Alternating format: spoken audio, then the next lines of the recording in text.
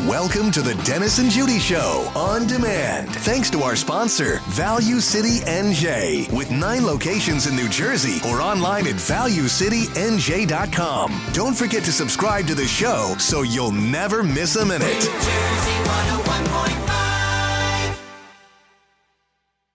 Hey guys, time to get in on the action for the biggest moments in basketball with Prize Picks, America's #1 fantasy sports app. Just select 2 or more players, pick more or less on their projections, place your entry, and win up to 100 times your money. Right now, Prize Picks will match your first deposit of up to $100. Just download the Prize Picks app and use the code GET100. That's code GET100 on Prize Picks for a first deposit match of up to $100. Prize Picks. Pick more. Pick less. It's that easy.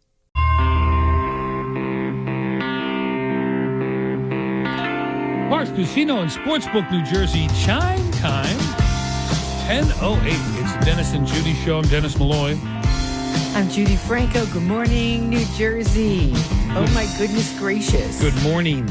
Been a long time, Dennis. Been a long time, been a long time. What is that? What is that? I don't know. Something old. Anyway. Something right on the app chat. You can reach us on the app chat. On the app, you just go to the chat feature and type away or speak away, and then you can call us anytime at 1-800-283-1015. And why would you call now to get in on the discussion, to join the conversation? Well, I was reading my little email from Nextdoor app. I get an email a couple a day. And I read it because, is there something going on in the neighborhood I should know about? Is there a topic on there that could be interesting to discuss? Of course. On my radio show. You don't have to have an excuse, Dan. I feel like I have to have an excuse because I don't do social media. Yeah, I don't do social media, and that thing is a nightmare, but it's good fodder for what. Now, when I leave this job, I will never be on the Nextdoor app again. But while I'm here, it works. So somebody was like, can anyone tell me if you think it's okay to have your adult children live with you and not pay rent? I was like, you know what I thought to myself when I read that? What kind of mitigan is on here? I mean, that's what I thought too. I don't know. Listen, I guess, and we've talked about this before, and people say, yeah, I charged them $300 a month of rent, and when they left, I had saved all that money and gave it to them. Okay, that's nice. It's nice. My daughter moved back. She was on her own for 6 years. She moved back with me. Been little over 2 years now, and she's saving up money to buy her own house. So I'm not going to charge her rent. She buys food. She, covers things here and there. I mean, it's charging your daughter rent or your son is like charging your wife rent. Okay, there might have been a time back in the day when this was like an acceptable practice. I think it was when 18-year-olds were really adults. But that's not the case anymore. People are different. And so I think charging your kid rent, listen, Dan, some people have like a really bad kid who they're trying to teach a lesson to for some reason. Right. And maybe just to make a point, you would charge him some kind of token fee. But actually saying you're a tenant in my house when it's your adult child, it really makes me nauseous. Well, but let's see what other people think. People say it teaches them responsibility and it gets them ready for the real world.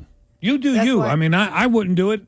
I can't imagine doing it. Maybe if I fell on hard time, can you help me out a little, honey? Oh, sure. We want the gas bill paid, Right. The taxes paid? I, right now, would not be able to afford my son's whole ticket because he's young, or not ticket, my son's whole nut because he's expensive. He's 24 years old, whatever. So he would need to, pay his own way. I'd rather, I liked when you said ticket. Why? And I've never liked nut. You're the one who taught me nut. I heard nut. People say nut till you said nut. Hey. Don't pick up expressions along the way like nut if you don't want other people. Well, I just picked one up from you. Ticket. I prefer ticket to nut. Well, then don't work with me for 27 years and say nut. It's a common expression. I think yours should replace it. Okay, fine. But I'm going to have to get used to it. Maybe by the end of another 27 years of our working together, God forbid, I will be saying ticket instead of nut. Maybe we would work another 27 years together, God forbid as well, if you weren't such a nut. Okay. I prefer ticket, but that's okay. 1-800-283-101.5 is our phone number. Yes. The question is, have you ever, or do you endorse charging your adult children rent? 1-800-283-101.5. And just as a general question, Den, Yeah. I would love to know how many people have their adult kids living with them, because remember, after the pandemic, they all moved in. Did any of them move out? And how many people are in their 20s and 30s living at home? Are you in that situation? What do you do? Do you pay rent or do you live for free because it's family? So we'd like to hear from you guys, too. From a Reddit conversation, is it fair to charge your adult child rent? I'm a 24-year-old female currently in a situation where it may call for me to move back in with my parents just for the summer until I am back in school for the next semester. What the F are you doing in school at 24? I have a strained relationship with my parents since being a teenager. I was not in school at the time and was made to pay the water bill back when I was 21 or 22. At some point, because of my attitude problem, they were charging the water bill payment to rent, $400, and at that point I decided just to move out into my first apartment. Blah, blah, blah, blah, blah. It sounds like a Here's girl the that thing. doesn't get along. If you don't get along with your kid Right, that's a different thing. That's why I said, if you have a problem child and you're trying to penalize them. You and I live in, fairy tale land where we actually love get along with our children. I was just going to say, thank God. like, Maybe we're so that's common. lucky Yeah. that we don't, neither of us has had a problem child. No. I mean, unless you call being a pain in the royal behind. Oh no, a that's problem. that's their job. Right. But I mean, we don't have any kids who had attitudes. Right. Or who did anything bad. Thank God. Oh my God. Well, it's too late now. I mean, like if one of my kids gets addicted to heroin right now, I'm done. That's his problem. Jared is calling from Columbus. Jared's 21. Hey, God Jared. forbid. God forbid a million What's up, times. Dennis? Hey, What's Jared. going on, man? How are you? Good. Judy, how are you? Good, thank you. All right. Yeah, like I said before, I'm 21. I live with my parents in this beautiful town of Columbus, and I'm fortunate enough for them to pay for my schooling, and they don't pay me rent. And I think it's because they love me, but who knows? Yeah, They don't charge you rent. Where are you going to school? I go to St. John's. I'm the sports management guy. I've talked to you guys about this like a million times. Right. Oh, yes. And what are you I- doing? What are you doing home? I'm doing. Oh no, I just got out of work. I'm home. I'm about to go to class in like an hour. But I'm a senior. I just got into grad school, so I'm going to grad school in Queens. No Do you longer have to a go to student. grad school to do what it is that you're doing?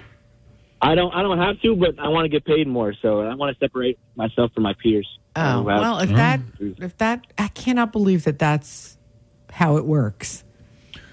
I think you have the personality for it, Jared. I'll say that because All right, then. you're assertive, you're well spoken. It sounds like you got a little bit of push in you, which is good. The added degree may impress some people, may not. I just think you have the skill set so far to eventually be good at it.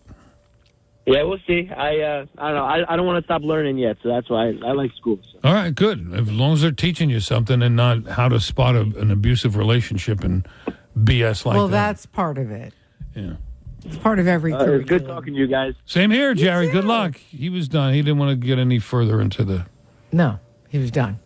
All right, 1-800-283-101.5 is our phone number. We're asking an interesting question. This has changed in the last couple of generations or so. But do you charge your adult kids rent for living with you? Or if you are an adult child who lives with his parents, we'd love to hear from you. Is that the right thing to do? Maybe Dennis and I are spoiling our kids and, if that's what it is, that's we're what it is. terrible. It's terrible We're what we're terrible doing. people. That's how we turned out such terrible kids. 1-800-283-101.5. Now, listen, every family has its own dynamic. You do its what own you way of do doing you. Things. Yep. You do you. Let's go to Linda in Punxsutawney. Hi, you're on New Jersey 101.5. Hi. I just happen to have a big old house that when we bought it, on the third floor of our house, there's a full kitchen, and it was a living room, dining room apartment with 2 bedrooms. And so my daughter and her husband have that, and they just pay a small amount for rent. Well, once you bring a husband into the into the picture, different. then it's different. Or a wife, yeah. We are saving to buy a house, so awesome. Having the apartment allows them to save, but they do pay rent. How much? For the apartment? $400 a month. Okay, that's a sweet deal, even in Punxsutawney, Pennsylvania. Yeah. But we share the household. Sometimes nights my daughter cooks, some nights I cook. Oh, sweet. I have a ton of grandkids and foster kids, so she's always helping me with the kids. And, it's just like the big family thing. But they do pay rent. I never do this, and it's probably rude to do this, but can I come over for dinner some night? Well, you were supposed to come to Punxsutawney for Groundhog Day. I know. Another year has gone by. Another year has slipped by. You say that every I know. year. But yes, Linda's house sounds like the kind of house that would be so much fun to hang out. Yeah, have dinner one night. That's all. I won't bother you. We just ended up with this giant house. It's 7 bedrooms and 3 floors and 2.5 baths, and we paid nothing for it compared to what we would have paid in Jersey. And right. Oh man. How far from Central Jersey is Punxsutawney? About 5 hours.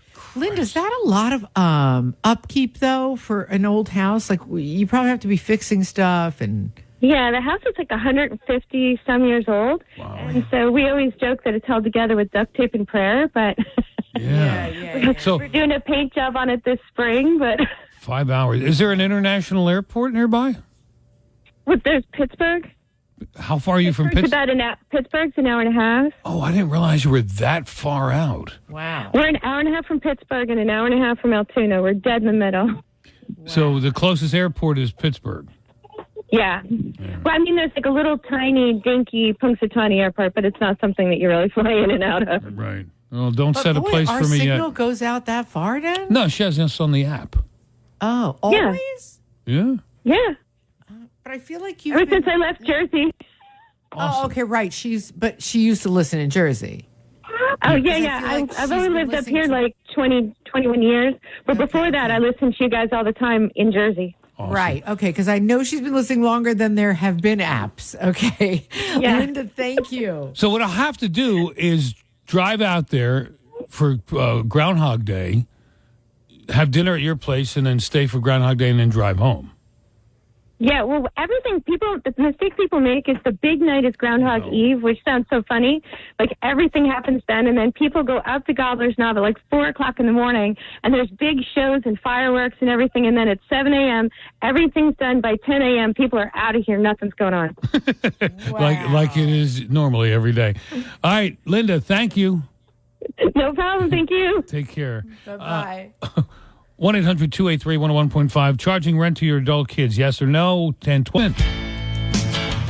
Increasingly in our country, adult children are living with their parents. 25% of adults ages 25 to 34 lived in multi-generational households in 2021, compared to only 9% in 2010. So from 9% up to 25% in a little over 10 years. 68% of these people were residing in the home of one or both their parents. Is it okay to charge adult children living with you rent, or it's like charging your spouse rent? Unless you're really falling on hard times, or you want to, they need a lesson in responsibility, and you feel this is the way to do it. A lot of parents do that. Yeah, I charged them $400 a month, and when they left, I had saved it all and gave it to them as a down payment or a starter, whatever. Okay, nice. Frank is in Abington, Pennsylvania. Hello, Frank. Hey, Dennis. How you doing? Good. How are you? I'm doing good. Hey, Judy. Hello, how are you? I'm very good. How are you? I'm doing well. Thank you for asking. So Where I have are two we? adult children that live with me, How old? 31 and 33. Okay. And they don't pay rent, but they pay the utilities.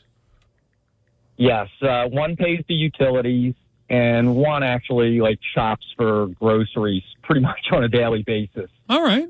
And we have a fairly large property to take care of with a lot of animals, chickens and cats, and they're both very involved with, taking care of the animals and helping around, to keep the property in order. It's a 300-year-old house, so there's a lot to... What are the genders of the children? Both males. All right. And it works great. We get along well. We eat dinner together every night at the table. I like it. I think that's wonderful. Now, are they looking for wives? Are they looking to be on their own eventually? No. Okay. They're soured on the idea of marriage? No, I don't know about that. I don't really get into that too much with them. If they want to discuss it with me, that's fine. How about their mother? Doesn't their mother say, hey, get yourself a wife? She gave up on that, I believe. Wow. And you guys aren't hungry for grandchildren? I'm not in particular. I think my wife is, but, there's not much. I don't want to push the issue. They're both gainfully employed. One works for me, and the other is a financial planner. I had built like an in-law suite onto my house for my parents, which they never got to move in. So my one son, who's the financial planner, actually lives in the in-law suite, which is great because he works from home a lot. And like I said, the other one works for me. I'm a general contractor, so he's been working for me for like 7 years It now. sounds nice. Sounds like a nice arrangement and a nice situation. Yeah, it's Italian. We never want the kids to leave. Yeah, I suspected that. I think but so many ethnicities are like that. you- It's only the real diehard generation dug-in wasps that say 18 and you're out. Yeah, I dated a waspy girl whose parents expected her at 21 when she graduated college. Done. You're good luck to you. Didn't you say they had a sign? No, that was the family behind me. They were actually Jewish, and he had a sign on the door. Checkout time is 18 years old. Those were not real Jews. my wife is Jewish, and she came from a little bit of a different school where, yes, you are basically supposed to leave at a certain time. She did, and initially that was kind of like the thought process, but she sort of came around after a while, and we enjoy having them there. They're very helpful. They don't cause any problems. It sounds very nice. Frank, we got to run, but it sounds great. Thank you for sharing that. Appreciate the call to New Jersey 101.5. 1-800-283-1015. It is 10:30. Dennis and Judi show. Do you charge rent to your adult children? Is that the way to go, or is how do you work it in your family? That's the question. Let's go to Salvador in Medford. Hello, Salvador. Hi, guys. How you doing today? Good. How are you? Not too bad. Not too bad. So your daughter did not pay your rent to you, and you have an awesome story to go with that. Tell us. Yeah, I have 3 children, 32, 30, 28. They all college graduated. I paid for it all. Ooh. Wonderful, wonderful kids. No complaints. But my daughter, between college and getting her act together, she stayed with me about 7 months. And she wanted to pay me, and I said, I just didn't feel right about it. I don't even know how to say there's a reason for it. I might take money from my kids and then put it away for them secretly and then give it back. I've heard that people do that. Right. My mother-in-law did that years ago for my brother-in-law. So 7 months, that's not very long. Well, it's not. She's a paralegal, and she graduated. She, had a good plan. So I said, babe, there's no worries. I don't want to charge you. And so right before Christmas, I'm coming back from Chesterfield. I'm a brick and stone mason, and I was doing a little mailbox. And I drive by this old 1975 Datsun 280Z, which was my first car when I was 16. Oh, that was the best car. That was an awesome car. I had 3 of them. Oh, my God. So I drive, and you never see them. And this thing was altogether original, just rotted like heck. And my dad, I grew up in a body shop, so I know how to restore. So I took a picture of it, sent it to my daughter. And she was like, Dad, that's like the picture in your office. And I said, yeah, it's the same car just about. And I said, I can't afford it. It's right before Christmas. I had Christmas bonuses, my employees. It was a good time. So 3 weeks after Christmas, I hear a tow truck in my driveway. And I run out there thinking they're repoing my truck when I have the title on my file cabinet, Spacehead I am. So as I run out there, they're dropping off the Z car. And my daughter runs out behind me and goes, Merry Christmas, Dad. And I went, what? And I knew she was at least $2,000 for it. And I know she didn't have that money. And I said, babe, what did you do? And she goes, I made a deal with them, Dad. You do so much for me. You don't charge me rent, pay my college. It's the least I can do. Oh. I broke down and cried right in that driveway in front of the tow truck driver and everything. I tell this story to a lot of people because I go around and I see a lot of customers. I'm self-employed. And I hear horrible, horrible stories of Well, now children you going made my down partner bad routes. cry before 11 o'clock in the morning. No, How do I'm you feel good. about that? I'm good. I'm fine. It was a That's beautiful good, though, story. but that's the good stories are supposed to be out, you know? Yeah, definitely. You're right. You're right about so many stories you hear of kids that, went the wrong way and parents, the heartbreak that parents have. And we're all lucky. So knock on wood. What are you going to do with the with the time's up? I'm sorry, Salvador, your time's up. No, that was Judy's dryer thing going on. So do you have the money to restore it? What's it going to cost to restore it? Probably about $8,000, $10,000 out of my pocket. It's in my drive or in my garage, and I've been restoring it for like these couple of years now. Good. It's just I'm really busy in my business, and my daughter's getting married in Crystal Lake, somewhere up North Jersey. A very expensive place, and I'm paying for it all. So the Z car had to be put on hold for a while. Great story, Salvador. Thank you.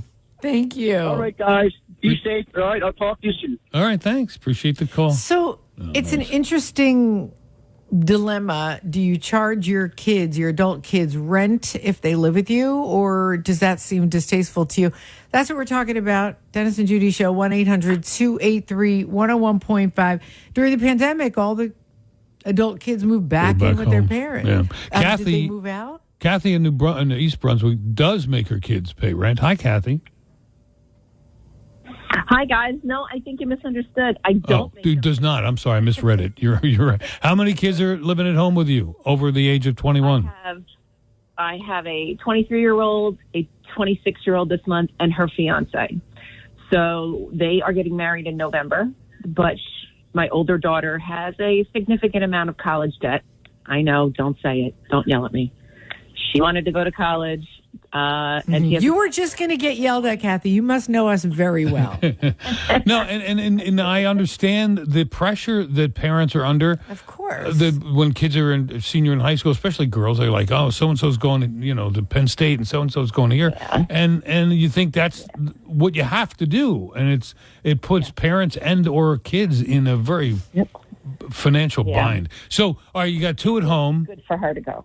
Yes, two at home and a fiance. The pair live downstairs in the finished basement for now until they get married, saving money to try and buy a house. One, she's a teacher, he's a CPA, so they do very well. But they will take us out to dinner. They'll buy groceries. It's that unsaid kind of, they participate and they help to contribute to the house, and they'll take us out and do nice things for us, but we don't keep tally. We just, as long as she's... Well, the CPA better keep tally and, He does. Right. He certainly does. You like him? Yeah, I'm happy to have them home. I love him. Good. Yeah, he's great. Good. He's great. He's great. Lucky. He's good for her. So I'm very lucky. My kids are great. That's great. That sounds nice. And when do they plan on getting married and moving out? They're getting married in November. So either right before that or right after that, they'll move out. But I'll be sad to see them go, to be honest. Yeah, right. No, we love our kids, and it's a beautiful thing having them around. All right, Kathy, thank you. Appreciate the call. We're lucky that we think it's a beautiful thing, and it really is. That's right. Robin is in Piscataway. Robin, hi. Hi, how you doing today? Good. I grew up with 7 brothers and sisters, and that my father, that's what he did. He when they graduated school, if they didn't continue, they were working, he would charge a rent. Now he did it to everyone, myself included, and I had no problem with it because I was home working 7 days a week, working for a division of General Motors. So I had no problems paying my bill. He made us go on our own insurance, and I love it because it made us all responsible. And here's what he eventually did. When I got married, like I think Judi and a few people have mentioned, he gave it all back to me as a wedding gift, and it added up, you know. And amazing. Guess what? I had my own children, and I did the same thing, and I gave it to them for when they got married. But before they got married, one of them went into the police academy. You know, we took care of that. One of them went to nursing school. So we actually had the money, but we all returned it. In other words, essentially, they got it all back and then some. Nice, Robin. Thank you. Appreciate the call to New Jersey 101.5. Is it okay to charge your adult kids rent? How did you do it? How do you do it now? And if you're one of those adult kids, our first caller was 21, living at home, very grateful his parents paying for his schooling and stuff. If you're in that situation, too, is it uncomfortable? Have you discussed it with your parents? 1-800-283-1015. It's 1044. Fast traffic in your call. Go. Judi, a lot of people want to talk about this. So let's get right to the phones as quick as we can. Lonzo is calling from Philadelphia. You would charge your kids rent, right, Lonzo? Yes, sir. How old are they now, or do you have any? I have all of my children now. I got two 36s. I got two 30s. I have a 30. I mean, two 30s.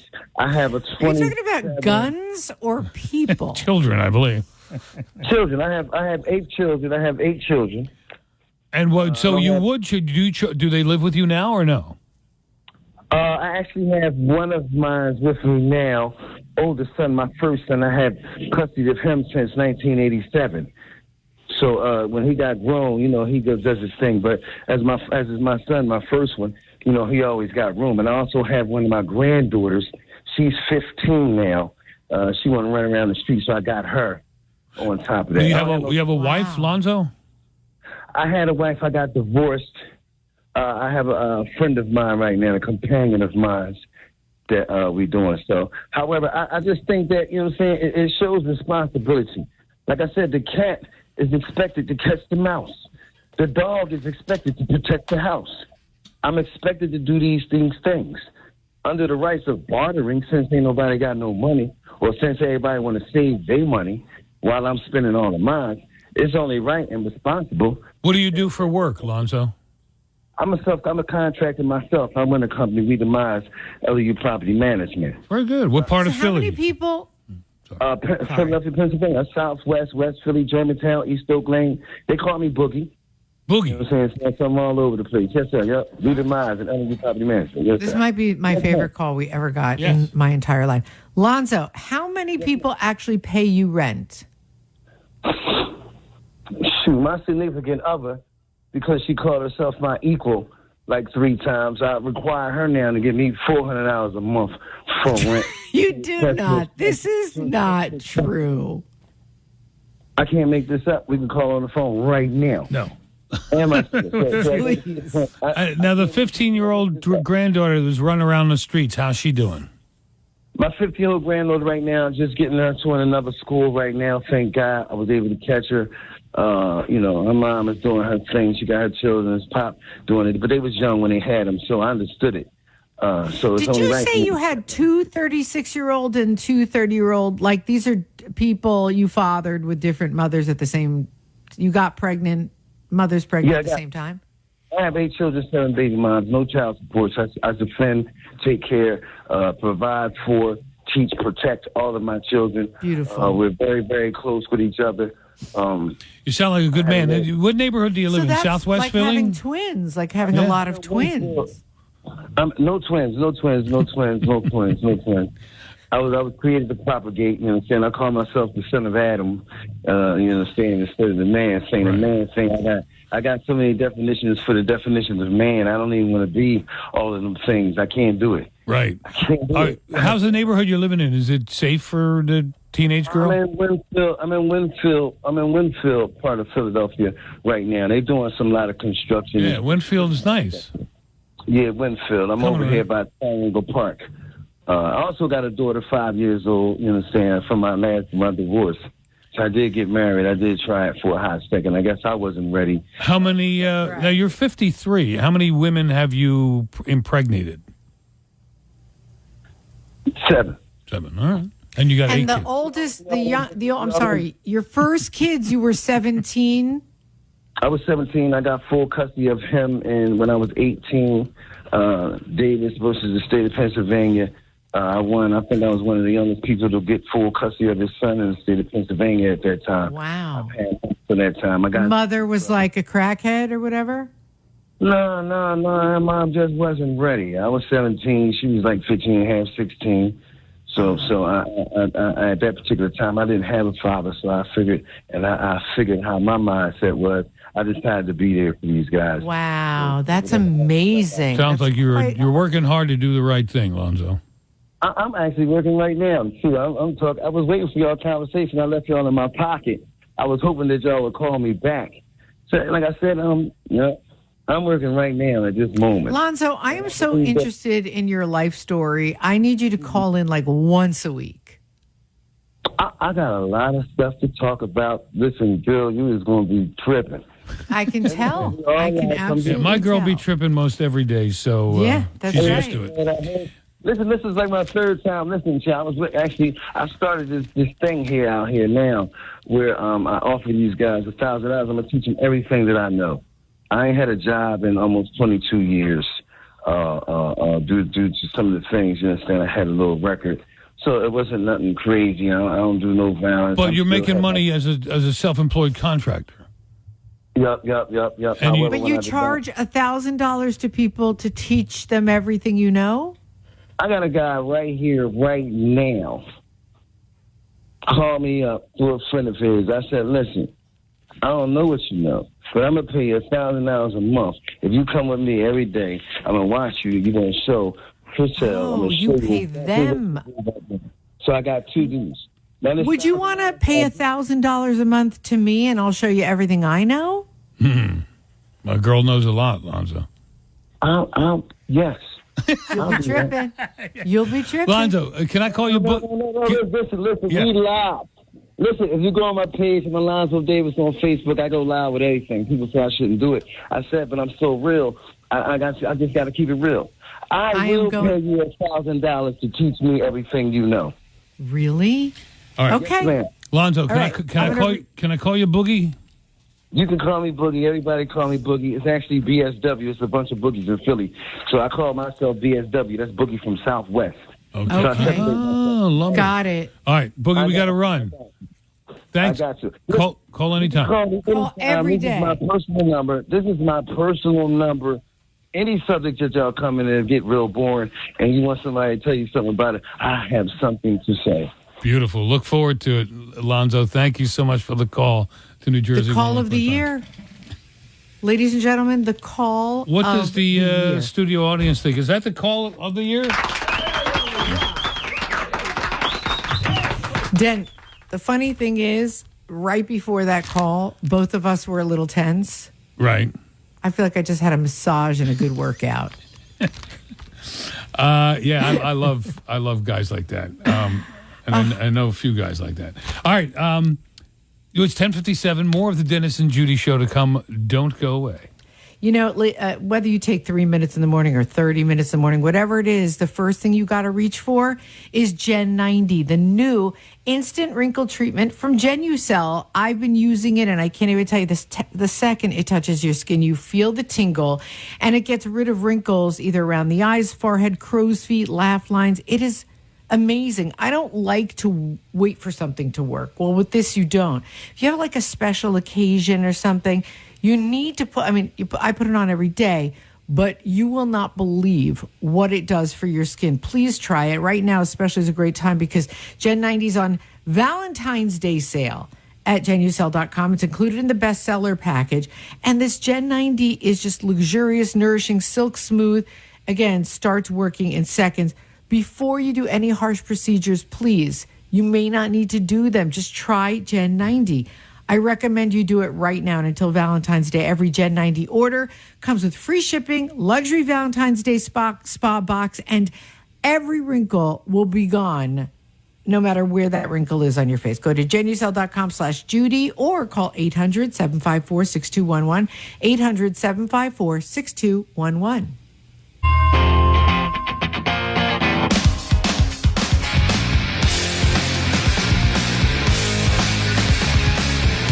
Bet Parks Casino and Sportsbook app, New Jersey. Chime time, 11:09. Dennis and Judi Show. I'm Dennis Malloy. I'm Judy Franco. I sent a hint to Parks Casino, by the way. Yeah. I did this Ask Me Anything on Instagram, as you know. Right. Because, I changed my Instagram to Jersey Judy Franco, so people found me. So somebody asked, when are you coming back to Bucks County? So I posted a picture of me and you at the comedy club there, which I think is called like Comedy 360 or something. I didn't even know that, except for there's a big 360 behind us. Did you know that? Yeah. All right. So they go, because they have other entertainment there too. It's Joe Conklin's Comedy Club at the 360 room. Okay, I didn't realize. Anyway, I posted a big picture of me and you with being funny there. And somebody said, when are you coming back to Bucks County? I wrote, as soon as these people invite us back. And then I mentioned and tagged Parks Casino. So we should be getting a call from them any day. I hope so. Well, our friend across the river, Rich, is hosting a comedy, and I can't imagine him being funny, but... Rich? Yeah. Oh, That's who they're going to get to replace us? Well, he's been doing it sporadically as we've been doing it sporadically. Please. He fancies him. Is his face. Exactly. He fancies himself. No, that's not true. He's adorable. I can't even say that as a joke. He fancies himself as a funny guy. No, he's very funny. He's the one who came up with King Philip the Unaccountable. Thank you. It was probably one of his producers. Brilliant. No, we love Rich. Oh God, I'm going to start getting rage texts now from Rich Zioli. There was a parents battling at a high school wrestling match. Video posted on social media shows the bleachers clearing during a wrestling match at Phillipsburg High School in Lepatcong on Sunday. In the video, the match goes uninterrupted as two men begin to fight. I watched the whole video, and it's funny to watch these two kids wrestling and the refs watching carefully. And off in the corner of the video, you see these two guys starting to fight. Is this what you and Kyle were just watching? No, Kyle was watching a video of him, was it high school, I think, playing baseball. Kid could play ball, I tell you. He should be on the Phillies right now. Anyway, this happens from time to time, and I would love to hear from people if any examples of parents behaving badly at kids' sporting events. What have you seen? What should be done about it, if anything? 1-800-283-1015. Did you ever see a parent flip out, get obnoxious, get ridiculous at a sporting event? Tell us the story. And do you think maybe you have to buy tickets to see a kid's game, or you have to pass a test to see a kid's game? No, maybe you have to watch through glass like a they monitor. do at squash tournaments, or a monitor, like with graduation, when there's no more room on the field or in the auditorium. Right. You're watching on a screen. But then the parents will still be beating the S out of each other. If they're watching the screen, maybe do it remotely, like it's filmed. Like you have to watch it at home in your bedroom. Yeah, wherever you watch it in your car or on your phone or at home. And then you send in a message like, "Good shot, good shot, Tyler." You got a button that you push that's like, "Good job, Tommy," and you can hear from the speakers. No, really, I think the parents should be prohibited from going to games. I enjoyed going to my kids' games. I loved it. I did occasionally get loud. But even then you saw parents. Oh, God, it was horrible. I never got to the point where I would yell at a ref if I thought they didn't call a dangerous call. Right. And I knew not to, always be be blinded to the other parents have kids too, and but try to mostly be positive. How you, knowing you and the way you are, especially when it comes to your kids, how did you not punch people in the face every day with your kid, especially in hockey, with the kid getting checked and everything? I would have. I can't believe there aren't several warrants out for your arrest. No, I like I said, kept it positive if I ever opened my mouth, and just didn't want to embarrass my kid. So have you ever seen obnoxious parental behavior? And do you think that maybe we should just prohibit parents from going to the events, and they have to be just watching it on a screen? No parents at events. I don't think we can really do that, but I'd love to hear from parents who've seen bad behavior in the stands. And if you're the person who was actually, or not, I guess they don't call it stands when you're watching a kid practice, but in the bleachers or whatever. Yeah. And if you're a parent who would admit that you acted out a little bit, tell us what you did, what you said, who you yelled at, 1-800-283-101.5. If you saw another parent, because I think you told me this once, Dennis, that somebody was like, get that kid, and it was your kid they were talking about. Right. So then what do you do? Yeah, that's when I had to keep my mouth shut. Hit him, knock him out, get him. I was like, you what's that? You had to keep your mouth shut? Yeah, what do you say to the other parent? That's my kid. Well, yeah, we want him to get hurt so he's not scoring goals against our team. Yeah, I guess so. So what do you say to an idiot like that? This is why I would not let my kids. This is why Jewish mothers do not let their kids play sports. Play contact sports. sports. That's my Harold. How dare you say to be mean to him? What have you seen, and do you think that something should be done? I know one guy, I think he was a drunk, big guy, was being obnoxious, and he was banned from any more of the baseball games. And he watched from about 200 yards away. And you can see, like I said, he was a big guy. You can see him. And there were parents saying, don't let him over here. And I was like, I'm not ratting on that guy.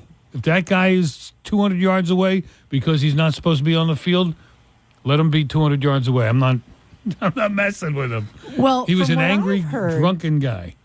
From your stories and just from hearing stories like this throughout the year, so many of them, I feel like it's the mothers who act poorly way more than the fathers. I've always heard that the mothers, fathers, maybe they're louder, more violent or whatever, but I've always, listen, the moms get more emotional. And the stories I've heard are like mothers berating the refs for whatever, or the coach for, why don't you put my kid in, Right. Oh, I got some of that too when I was coaching. If you're a ref or a coach or a parent and you've seen obnoxious behavior, and do you think there's anything more that can be done about it, or the rules in place are okay that if a parent is out of hand, they get banned from any future games? Wrestling is the worst. Wrestling has got to be the worst. Any real hard contact sport like hockey or wrestling, it's tough. 1-800-283-101.5 is the phone number. Or how about football? Yeah, but it's a team sport. It can be individual. The hitting in hockey is more individual. Wrestling is more individual. Football, yeah, they're big hits and they're bad hits. It's and just there's taunting. Everybody slams everybody else in football. It's not personal. Pitching, I remember my son was pitching and he brushed back a kid. And not on purpose, just because at 10 years old, how much control do you have? Right. So he, a couple of inside pitches, and he wasn't trying. He was trying to throw strikes and be be done with the inning. But then the kid's father got mad at my son for brushing him back. So my son had a few words for the parent, and I was like, all right, here we go. And it can get ugly even in baseball. I'm sure. Yeah. All right, Jack, we'll talk to you next. 1-800. I'm sorry. Set it up, Dan. I just want to tell you something really quick I just saw in the app chat. All right, 1-800-283-101.5. Parents' bad behavior at sporting events. What have you seen? Somebody wrote in, they love Boogie, the phone call that came in before. Yeah. So for those of you who missed it, we're going to have him on again. I hope he calls all the time. And another person said, I think you have found, not that we were looking for, I think you have found a replacement for Anthony. Nobody can replace Anthony. No, but, Anthony likes to say, you don't have brothers of color, you don't have a melanated whatever. That's one of our favorite melanated people now. So. Boogie has moved to the number 1 spot in the melanated category. Jack in Bridgewater, hang on, we'll talk to you next. And Debbie, too. 11:18, time. Dennis and Judi show. A wrestling match got out of hand over the weekend in Lopatcong, Phillipsburg High School wrestling match. 2 parents, men, got into a fist fight, wrestling match off to the side. And it's sad to watch. It's hard. I understand the passion and the enthusiasm you have for your kids' sports. I was there several times with all 3 of my kids, and it's hard to control yourself. My father never saw me play in any game because we just played games outside: baseball, football, tackle on concrete, outside. Right. And he never watched. Leagues. Yeah, we didn't have leagues. I mean, but it's a different world today. Everything's organized. So what have you seen, and is there an answer to some of this nonsense? Jack in Bridgewater. Hi, Jack. Hey, hi. I coach kids wrestling for 25 years, from 1st grade to 8th grade. God bless you. And I'll tell you, I love the kids. The kids are never the problem. Right. They're great. All they want to do is not be embarrassed by their parents. Before each season, I would have a parents' meeting, and I tell them, look, everybody's trying to do their best, including your kid, everybody on the mat. The problem is you get so involved because you don't want your kid to get hurt. You don't want to, all this stuff you talked about, Dennis. And the thing is, once you start yelling at the kid, it's one thing, don't do that. But when you start yelling at the ref and at the other kid, that's when you embarrass the living heck. And remember this, out of your kid. When you go home, he's going to hate you for it. Right. So don't do it. Always be positive. But I feel also like it's our job as parents to embarrass our kids. Like, they just have to get used to it. Build a tolerance up to it. Yeah. Yeah. The thing is that there's an embarrassment that you could do in a funny, jovial support way. Right. But when you start yelling like these people got involved in, what you're doing is you're trying to live your macho life through your kid. Jack, did you see the video of this? Did you see the video of this fight? No, I've been on the road all morning, and you know what? I could see it in my mind. After all the years I put in, I've seen this escalate. These parents that get involved in something like that, first of all, they're low class. Second of all, they're probably drinking too much. Yeah. And third, they're living their lives through their kids, and they're the ones that want to be out on the mat with them. Did your dad ever watch you play any sport? Yeah. You were in organized leagues. I guess because I grew up in the city, I wasn't in any organized leagues. But no, but it's the same sort of thing. It depends on your demeanor. There are people that go off like crazy without any thought. The only thing that comes back to mind in an event was there was a high school mother that used to be, and I'm not naming names or towns. She would scream so loud at everybody that was wrestling her kid, including the refs, that she would drown out an entire gymnasium of people. She had a voice that would penetrate concrete. Do you remember if she had a husband with her? If she did, he shrunk small enough so you couldn't see him. Yeah, and the poor guy, when he got home, if she had a voice like that, imagine what it was like at home. Oh, my God. Legendary. Jack, thank you so much for the call. All right, Debbie's in Flemington. Debbie was that woman with the voice that could break concrete. Hi, Debbie. Hi, how are you? That may have been the mother that confronted me a couple of years ago. My son's in high school now, and her son was undefeated, and my son took him down, pinned him, and finished the match. And she got up in my face. She got up in my grill. And I've been around wrestling. I could probably be a coach. All 4 of my boys wrestled at one point. So I've been around it for a good 14, 15 years. And I've seen a lot. I've seen a lot with the moms. Moms So- are very protective of their boys. Sure. So when your son defeated her undefeated wrestling son, how old were they? I want to say they're probably about 12 at the time, and that's about the time when sports are starting to get serious. Yep. Colleges, and they're heading into high school. Right now, my son is a senior at Hunterdon Central Regional High School. He's undefeated at the 190-pound. Thomas Brunetti. I'm giving him a shout out. He's one of the only 23 wrestlers in the state right now that are undefeated for their year. And out of about 6,000 wrestlers at the high school level, that's under the 1%. So, they work hard.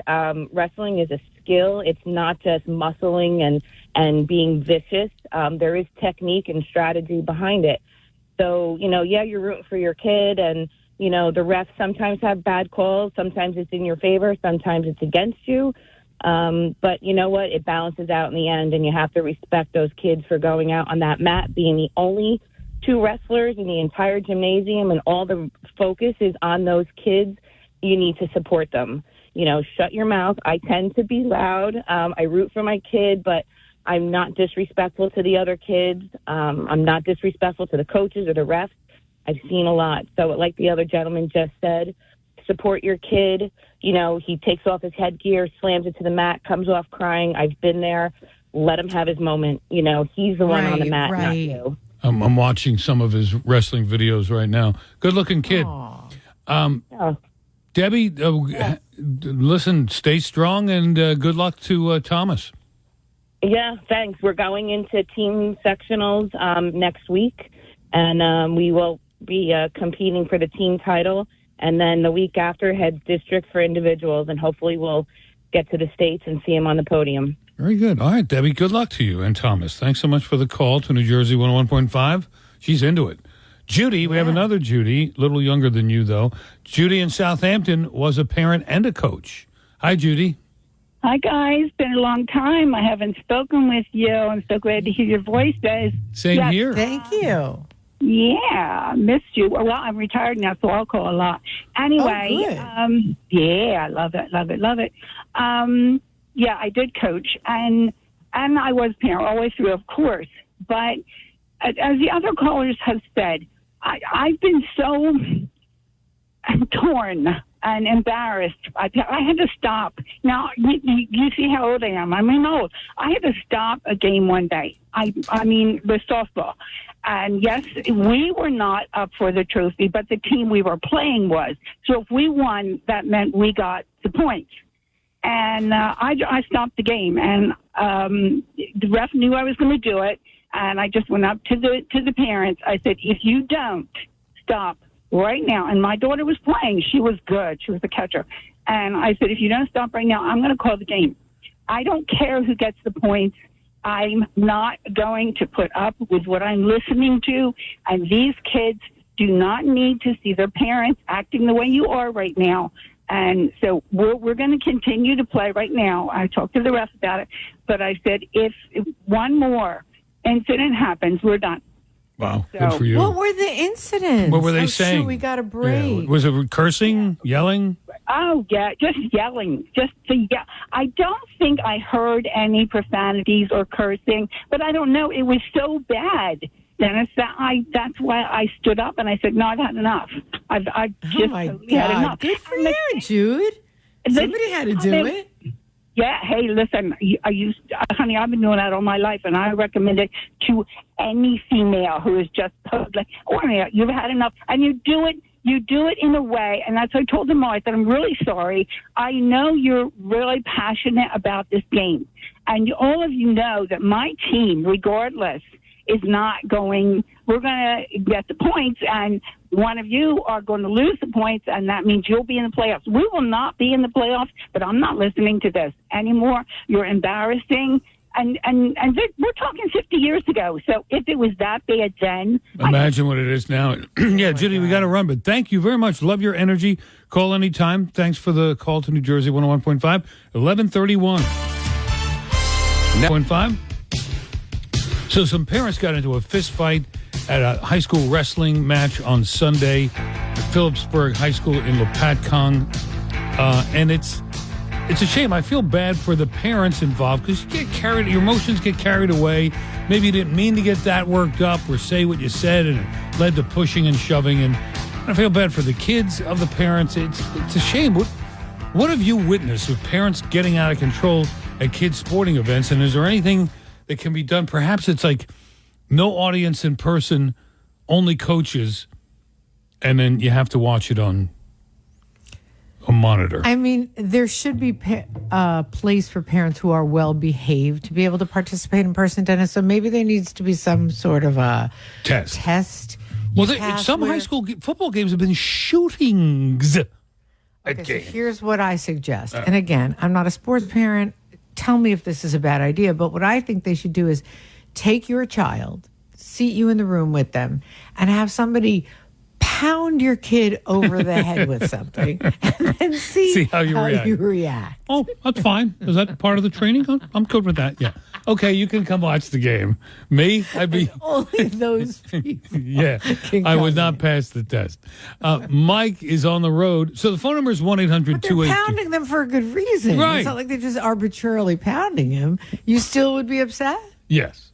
1-800-283-1015 is the phone number. You can chime in on the app chat. But Mike's on the road, and he wants to say something.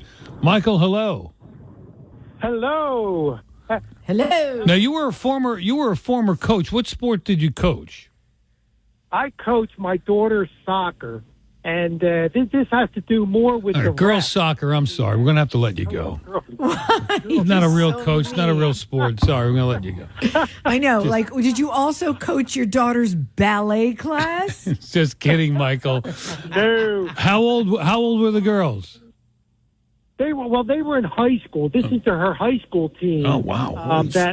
And there was a continual argument between her assistant coach and the referee, and it continued throughout the game, and it really, really disturbed me, disturbed the girls, and also the parents. And I went to the head coach to say something to make them stop.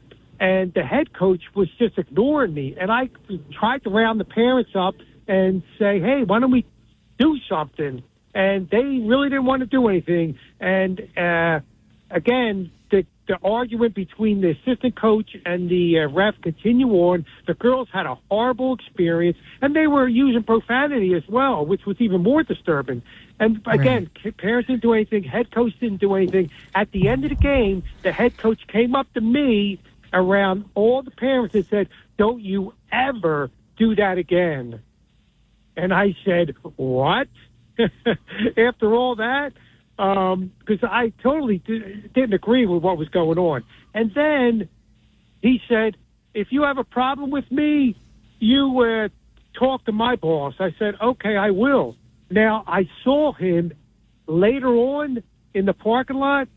He came up to me and was a totally different person, apologizing, said, I'm so sorry, this will never happen again. And I said, well, why didn't you address it during the game? Yeah. That's all I wanted you to do, because we are leaders. We are role models for these kids.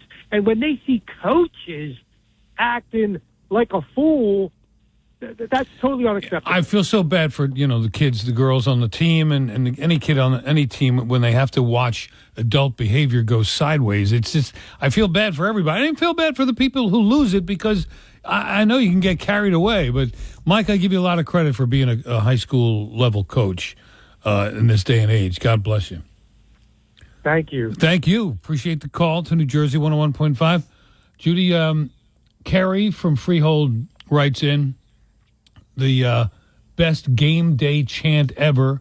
I'm blind. I'm deaf. I want to be a ref. What? I'm blind. I'm deaf. I want to be a ref. Ref makes a bad call. Oh, my God. That's hysterical. People do that? Yeah.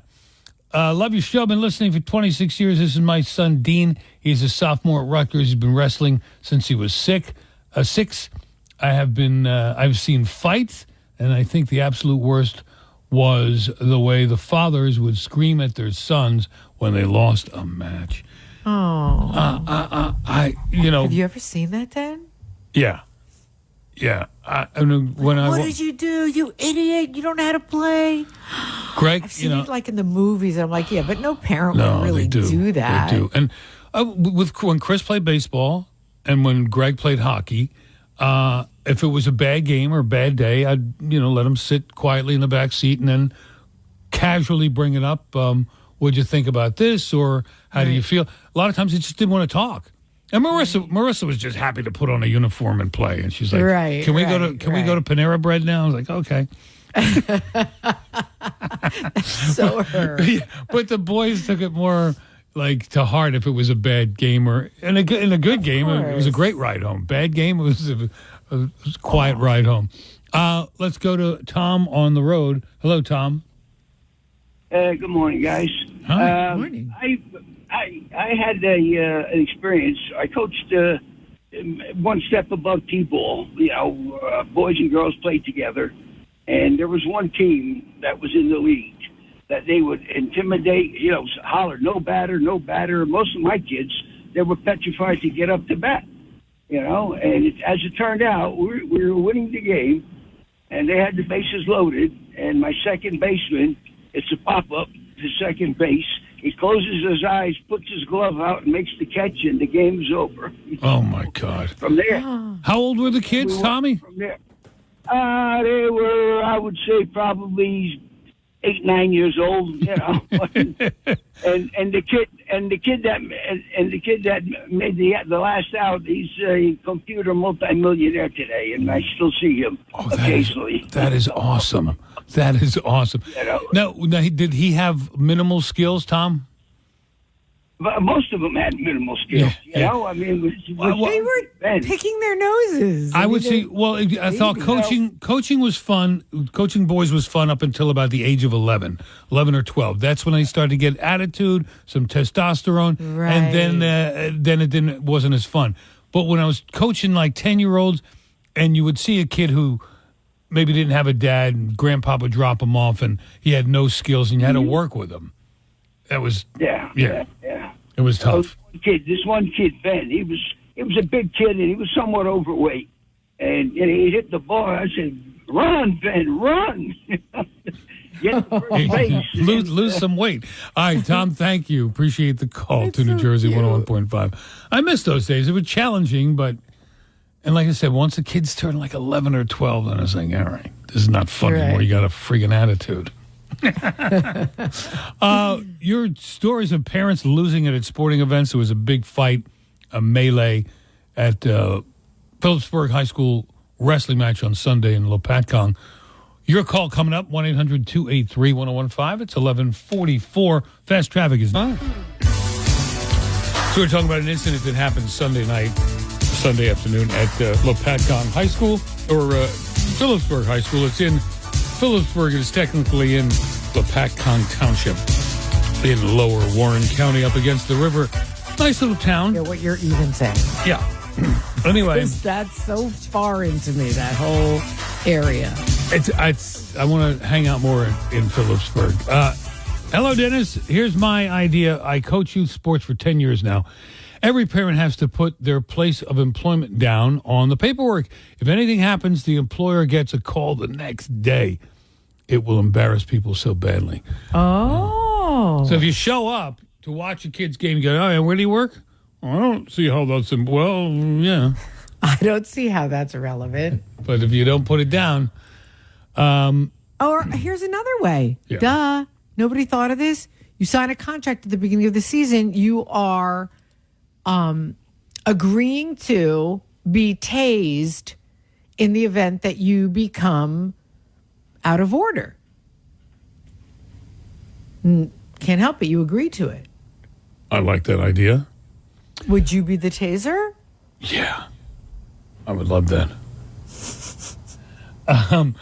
Okay, there's some, a lot of times at noon, not today, not going to talk about food today at noon, but we talk about food at noon. I have some food news. McDonald's in the UK is offering a special version of the McSpicy burger with Frank's hot sauce. Judi, you're not a fan of spicy. Have you ever had spicy? You ever had Frank's hot sauce? I've tasted it, sure. Yeah, it is the basis for buffalo sauce. Right. It's just mixed with butter or whatever. I've never had buffalo sauce, though, No. because I know that it's spicy. You smelled it, right? Yeah. Yeah. So Frank's hot sauce in a burger or on a burger at McDonald's in the UK. Well, the UK, they don't really know food very well. Well, how could they? They eat rocks. Right. Because of And the how do we know that? bad teeth. Right. So, like, when you see somebody from Britain and you can see that they're, that you think that they just don't do much dental work or they don't go to dentists. It's not that. It's, they like to eat rocks. Right. We like to eat rocks. And it's not that we actually eat them. It's more like we just chew them. chew on them and sometimes spit them out. Right. Right. And then, occasionally you get some, rock crumbs in, the crevices of your teeth. Gravel. Right. I guess they call it gravel, maybe sand. And then, I had a gravel salad the other day. Excellent. No. You had salad with, just a tad bit of gravel sprinkled over it, Dennis. Right. Don't make it like Americans that with a hoop. use those croutons. We go for gravel. Right. You go for the gravel. And then, when you're flossing, sometimes you get the gravel, out from your teeth. But in general, just the chewing on the gravel is what makes our teeth so uneven and ugly. Right. Nasty. Kind of, unsightly. Okay, and more food news. Valentine's Day, diving into the Valentine's Day mode, Jimmy John's has brought back their red velvet brownie and red velvet cookie. Now, Jimmy John's, for those of you who don't know, is a sub sandwich chain like Subway. Okay. My daughter had yesterday, she's trying to avoid meats, so she had the veggie sandwich, which was like a sub without the meat. It was like lettuce, tomato, and onion. Right, red peppers on bread. Sounds delicious. So the people like a deli gravel. We put a little gravel over it. Gravel on it on top of the pepper. But the places that really want to do, they'll put zucchini and eggplant and roasted pepper and mushroom. But like Jimmy John's is lettuce, tomato. Come on. Okay. What's the number one best-selling item at Trader Joe's? Number one best-selling item at Trader Joe's. This is a hard one. I'm going to say it's something Indian. Close-ish. It happens to be in my pantry right now, and I looked at it last night. As Marissa goes there. It's a cult of Trader Joe's, and she goes there and buys some stuff once in a while. So I said, "What is that?" And I looked at it. I was like, "Oh, all right. If I start eating it now, I won't stop because the snacks are addictive. The salty ones. Yeah. It is their chili and lime flavored. Oh, I could have told you that. Chili and lime flavored rolled tortilla chips. They get the tortilla chips, they roll them, and then cook them. I don't like chili or lime. Right. Okay. Do you know that we have so many of them in my house because we all eat them so much? The retailer down the block from me, I don't know if I told you this, No. Little Market, he buys them in Trader Joe's, sells them at a discount in his store just to get people in. He loses money on it just to get people in because everybody wants those chili lime things. Oh, that particular snack. Yes, it is. Have you had it? I can't believe the bag you're is in my telling me pantry. I don't think I have. No. Because guess what? I thought it was just my family. That was insane, Frank. Number Then one. I saw it in the market down the block where the guy's losing $1 on every bag. Number and I'm one. like, oh my God. It's crazy. All right. Do you want to be the most popular person on your block? Bring it back. Sell them for 50 cents off. Just buy them. Sell them for Have 50 a Super cents. Bowl party and serve only those. Yeah, No, I you'll gotta get the whole neighborhood. If you're unpopular, serve those. I got to go home and try them now. Oh my God, they're amazing. All I right. can't believe you're telling me that's their number one thing. Number one. That's funny. All right, it's 11:56. More of the Dennis and Judi show to come. Don't go away. So in the cold is when your pains and aches start to really hurt you more, and that is why you can't wait any longer. You've got to call Trinity Rehab. They're unlike any other place you've ever tried, people. It's physical therapy like par excellence. They are so thorough and knowledgeable. They understand the body better than anybody else. They have so many different modalities that other places don't have, and the best part is You get same-day appointments, you get fast results, and there's no prescription needed to get started. Also, don't forget, they have their cutting-edge acoustic pressure therapy called EPAT. A lot of places don't have. And they're now in network with Blue Cross Blue Shield. Of course, they were already in network with Aetna. No reason not to call anymore. No excuses. Go to one of their many, many locations in New Jersey and PA, like Somerville, Howell, Hamilton, Woodbridge, Wall, and their newest in Piscataway and Summers Point. So you know there's one near you. For more details, visit trinity-rehab.com. Parks Casino and Sportsbook New Jersey chime time is 12:07. It's the Dennis and Judi show. I'm Dennis Malloy. That's Judi Franco. And I'm so embarrassed. Why? Still food in my mouth. Oh, I give a shout out to Mark Junta over at Abruzzi and Junta, which is a little deli on 38 in Mount Laurel, and picked up a couple of sandwiches and salads for some people here at work, and Mark makes good food. Wow. Abruzzi and Junta. I think Steve Trevelise wrote a post about them a few years ago. But I've been going there for years. Wow, so good. Interesting. So good, yeah. So, there's a few of those places in New Jersey. Italian delis, Italian food little stores. delis? Yeah. It's funny that you're saying that because I actually did a post. Dennis, you know what Italy is, right? Yes. I actually was at the one in Florence, Italy. Guess what? They're opening one in New Jersey. I saw that you were going to write about that. No, that's amazing. People fly to Italy to go. Well, not really. They fly to, I think it was originally in New York. No. And no? First one was in Turin. Italy. Okay. Torino. Right. Yeah, and I think that I went to the one at the market in Florence, which was mind-blowing. Did you ever go to one here? Is there one in Philly? No, there's one in New York. New York, Miami, San Francisco. Where in Jersey are they going to open? In the Short Hills Mall. Well, it's just amazing to me because I realized, one thing great about New Jersey is I don't think I ever would have been exposed to so much Italian food and culture. It's not just working with you because our whole state is obsessed with it. When I was writing the post is when I realized Uncle Giuseppe's, we have Pastosa near us. Livorno's. Livodi's. Livodi's. Now we're getting Italy. And I'm like, I don't think there's any other culture or ethnicity that is so represented food-wise in this state. Do you? It's not like we have... Okay, we do have a big Japanese market in North Jersey where you can get the real, the real authentic stuff you put on sushi and all that. Well, it's replacing or catching up to and maybe surpassing Italian food culture in the state or Italian ethnic culture is Indian. I think the number 2 most popular name in New Jersey is Patel. Yeah, but I still don't think in terms of food.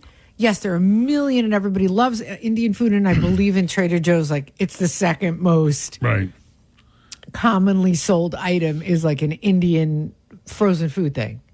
But you're not finding Indian supermarkets that are as big as Whole Foods. Right. But it's funny. The Asian and Indian market has really grown over the last generation in New Jersey. So my husband and I were like, let's go try Indian food because everybody loves Indian food so much. And I have to tell you, I let them explain what everything is. And every cruise I've ever been on, Dennis, there's an Indian section. Any buffet I've ever gone to, there's an Indian section. So I had the waiter explain every single thing to me, and we ordered a bunch of stuff, and each thing was more unpalatable to me than the next. Oh, really? And it's funny because you feel the same way I think about Chinese food. Yeah. You just don't dig it. Egg rolls as far as I'll go, and that's probably not even There's Chinese. something in that flavor profile that doesn't work for you. Same thing with me with Indian food. I don't know what it is because I eat a cumin and allspice. Tons of it. Right. Why wouldn't I be able to eat curry? It's a very similar profile. I tried it for the first time 6 months ago, and I enjoyed it. I liked it. I've tried it. You also variety like of things. spicy. Yeah, so that's much true. of it is too spicy for me. Well, anyway. We really got off the beaten track. Yeah, but maybe this should be the thing, Dennis, because of all the ethnic food you've had in New Jersey, maybe there's some that we don't know about. The best ethnic food in New Jersey is it, and we've talked about this before in the year. Some people say we have the best Vietnamese food. Right. Where is the best ethnic food in New Jersey? 1-800-283-101.5. And listen, it could be fish and chips, a British fish and chips at a pub in Central Jersey, or it could be, like Judi said, Vietnamese, or it could be Italian or Portuguese. We have so much here. Okay, so, and I don't even mind, like, Dennis, if we, because I know this is not what we were planning to talk about, and sometimes these things just come up for us, but if we're excited about it, we feel like maybe you will be. So give us a call and turn us on to what you feel is the best ethnic food in New Jersey. And if you think it's listen, we all know we have the best Italian food in the Northeast. It goes without saying. Yep. But I've never, I love Thai food because I feel like Thai has so much vegetarian and vegan stuff that you can eat, and even different fishes and stuff, which I love. But a lot of people will never, I don't think you'll ever taste Thai food. Me? Yeah. I would like to try some, yeah. I think it's such a staple for us because it has so many vegetables, and it's vegetarian and vegan and all these things, a lot of it. I would like that. Okay, so, but it has it's that sweet and sour on meat thing that you wouldn't like, even though they don't. Whatever the gelatinous, semi-clear glop they put on Chinese food. Yeah. That's Chinese. That I want to avoid. Yeah. If Thai food has more color, perfect. It does. It does. 1-800-283-101.5 is our phone number. Turn us on to the ethnic food. Yeah, turn us on to the ethnic food that you enjoy in New Jersey, whatever ethnicity it is. 1-800-283-1015. A lot of the quote-unquote Italian food we have here is really Italian-American. But New Jersey is so immersed with ethnic foods that there are some joints that are really, they get specific. There's a place in Collingswood, I forget what it's called, but it's Sicilian food. And Sicilian is more a mix of Mediterranean, Middle Eastern. It's got a different flavor profile than, say, the North or even parts of the southern end of the boot. Really authentic Sicilian food. Where would you find that other than a place in New Jersey? So whether it's Indian or Thai or Filipino, we have So, of course, Pete Torriello knows this. Yeah. And I'm glad he's writing in about this. There's a big Indian food market at Gateway Shopping Center, Route 9 in Old Bridge, which makes sense. That's not too far from an area where so many Indians live. And I feel like if you like cooking Indian food, you're going to want to go into that place because that's going to have any place that's a center for that culture is going to have more of the authentic stuff. Right. Yes, Heinz 57 can make a good Indian sauce, whatever their name of their Indian sauce is. I'm trying to think of one. But it's not going to be like the Indian company that's imported from India that is sold in one of those stores. So I don't know what the name of it is, but that's good to know. But I still think we have way more of the Italian delicacy stores than any other ethnicity. A couple of months ago, I was driving down Route 1. I don't know. I was heading toward Edison, but it was I forget which town. Maybe it was Monmouth Junction. A little shy of there, a little past there. And it was a burger joint where the line was out the parking lot onto Route 1. I think it was a Filipino. And I said, what is this? I looked it up. And it was a fast food Filipino burger chain that people go crazy for. What are you laughing at? Because I wrote about this. I did too. And I can't, a long time ago, they opened, it's very famous. I don't know. Somebody will call. in the app chat wrote, Long Branch has the best Mexican food, La Valentina on Broadway. Long Branch also has the best Portuguese food. If I don't even know what that would entail at all, what Portuguese food is, but I know that there's so many Portuguese people in Long Branch, and I've seen so many Portuguese restaurants. Also, what is the name you of guys this have to do a podcast when you speak with a British accent the whole time. And we Steve should from Red Bank- we should do a fake podcast where it's Steve from Red Bank said, I prefer sedimentary rocks myself. What would your name be? My name would be Niles. All right. And I guess I don't know because Nora, I was always Nora. All right, let's I talk to don't know April in Yardley and find out some ethnic food in Morrisville, right over the bridge, right over the river. April in Yardley, hi. Okay, don't talk. Hi, how are you, April? Good, how are you? Good. What are you here to say? It isn't in New Jersey. It's across the river from Trenton. It's a little restaurant in Morrisville called Non Solo Pasta. The fella is from Naples. He goes over to Italy a couple times a year to get recipes. The food is delicious. What's it called again? Non-solo? Non-solo pasta. Okay, very good. Thank you, April. Appreciate the call to New Jersey 101.5.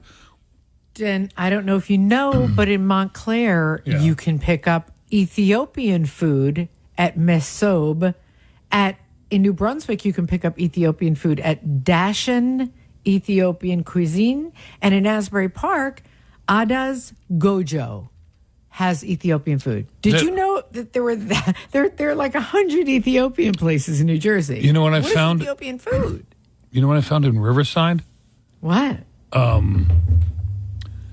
It was a restaurant that had food from a South American country, Ecuador. It was Ecuadorian food at a restaurant in Riverside. Now, that's getting specific, that it's from Ecuador is a fairly small country in South America. New Jersey has so many ethnic foods. People, call in and tell us what ones you would recommend. The only call, the first call we've gotten so far is from Pennsylvania. Come on. Yeah, I mean, I don't understand. All of a sudden, our listeners don't eat ethnic food. What the hell is wrong with you? Well, we'll talk to Sarah You know what? coming up. Let's just get off the air. Okay. Why should we work hard, entertaining people, providing information to our listeners when they don't want to do anything for us? Let Pete take over. Pete, do the traffic, and then Let's do traffic all day. No, I'm going with you guys. I'm going on strike. if they don't call in, I'm going on strike. I know now Okay. it's all lit up. So all right, 12. Pete did it for us. 12:19. Here's fast. New Jersey, the ethnic food capital of the United States. We've got everything here. Why do you suppose it is, Dennis, that we have to threaten to walk off the air before people call? Because we didn't set it up properly, and tons of calls now. But we didn't. But I mean, sometimes I just I get lost in our conversation, and I forget to tell people the phone number and that they should call in. So I blame it on myself. Judy, what? What is the name of that Asian? Was it a Filipino burger joint? Hulu, Halu. Well, somebody's calling. They'll tell you right here. Sarah in Basking Ridge. Oh, okay. Good. You're on New Jersey. 17 people are going to call you now. Hi, you're on New Jersey 101.5, Sarah. You guys are wonderful. Thank you for the laugh. It's called Jolly Bee. That's it. Jolly Bee. Jolly Bee. Now, the line was out onto Route 1. And I'm thinking, what, are they giving stuff away? And I read about it. It's crazy, but when I was saying Hulu, it actually was not so far from I knew it was something stupid. Have you been, Sarah? I have. So my husband was Filipino. Unfortunately, he passed away a few months ago, and that has been my go-to. And we loved it when he was alive. We went there so often, and now it's like a comfort food for me. It is fantastic, though. Wow. I feel like Filipino food is so underrated. It does not get the credit that it deserves, and it's so delicious. You're so young. What is it? Yeah. Like, what's the main flavor profile? Well, it's really about the fried chicken.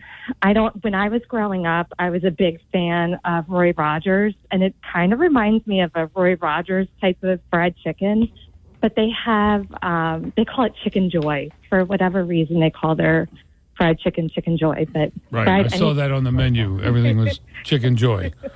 Yeah. It's good. It really is. All right. How long, you're young and to be a widow, how long has it been? 4 months, actually. Yeah, he was 49. God bless him. Children? Yes, 15 and 20. How are they doing? Okay. Yeah. I mean, we're the best that you can, right? It's absolutely a reminder to live each day to its fullest and take advantage of each sunrise, right? It's not a guarantee. Absolutely. Well, you hang in there. Thank you so much for filling in the blanks today. Go try some Jollibee. Jollibee, very good. She Thank really you. helped. Yeah. We wish you peace of mind, Sarah, and happiness. That's a rough one. Jollibee. It's got the little logo. You wrote about it too? Like last year. Yeah, I was driving up Route 1, and I see this line. Oh, no, I opened it. I wrote about a different one. When it opened? Yeah, not that. There's another one, right? It's up to my surprise. in Jersey City or whatever. It's like there's more. And why are they, so packed? And it wasn't even lunchtime. It was like 3:00. People love it. That's awesome. That's so good, though, because she's right. Maybe there's a type of food out there that is underrated, and Filipino could be it.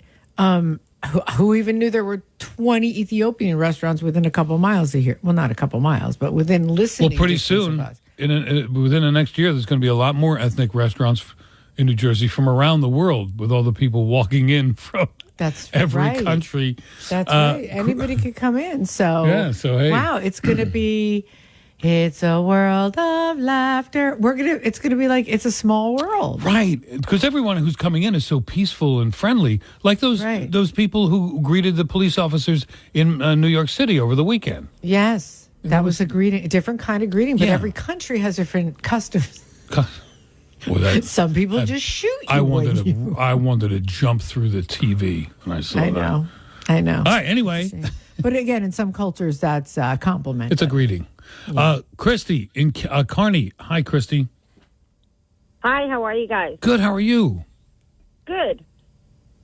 If you want good, authentic Portuguese food, you have to go to either Newark or Elizabeth, even South River. In Long Branch, it's more Brazilian. Oh, yes, you're 100% right. Riverside. Christy. It's Brazilian. Riverside in South Jersey, same thing. Although I have seen Portuguese. Yeah. I have seen Portuguese, because it says right on it. Portuguese They'll restaurant. say Portuguese, Brazilian restaurant. I know one that comes off the top of my head is called Pork Chop. I used to go there because now, actually, I'm living down south, so I can't just go to Newark or Elizabeth so quickly to go get it. And I would go there, and the food is different. Yeah. Very good. Thank you, Christy. Appreciate the call to New Jersey 101.5. So Brazilian is more like that barbecue den? More meat-centered than... Like in Portuguese is... It's a variety of things, I guess. I'm guessing. Turn us on to some great ethnic food in New Jersey, whatever it is. We have the most of it here in New Jersey. 1-800-283-1015. Vito is calling from the road. Hello, Vito. Hey, how you doing? Good. You have a Filipino place to recommend in Egg Harbor? Yeah, well, I first want to say I'm 100% Italian. My wife's Filipino, and my kids will eat Filipino food all day long over Italian food, and my wife will eat Italian food all day long over Filipino food. That's so funny. That is funny. And have you ever heard of Jollibee? I was texting that in, and it didn't go through, but she stole my thunder, and that's okay. That's all right. Yeah. There's a place in Egg Harbor Township. It's called Cucina Familia. It's very good Filipino food, and there's a place in the Glassboro area called Manila Central. It's very good. Filipinos don't speak Spanish. Yeah, they do. A lot of their names are do? Spanish. It was I'm invaded. so confused. It was conquered. The island chain was conquered by the Spanish in the 17 and 1800s. So a lot of the there's an ethnic That's why mix. Imelda Marcos. Right. And That's why they who's the have other guy, Ferdinand DeMarcos? Exactly, Hispanic They names. spoke Spanish. Yeah. Well, the Tagalog is the language, but the cultural, the ethnic mix is Asian and Spanish. So what do they speak there? Tagalog. But they don't speak Spanish? Tagalog. No. There might be, but Well, you just told me they spoke Spanish. Make up your mind. they have Spanish names, so there's Spanish language in the culture. So that's why a Filipino restaurant would have the name Cocina de Familia. Yeah. Very good. Vito, have you been to the Philippines? So much. I have not. I'm trying to, but I'm not yet. Do your children speak Tagalog?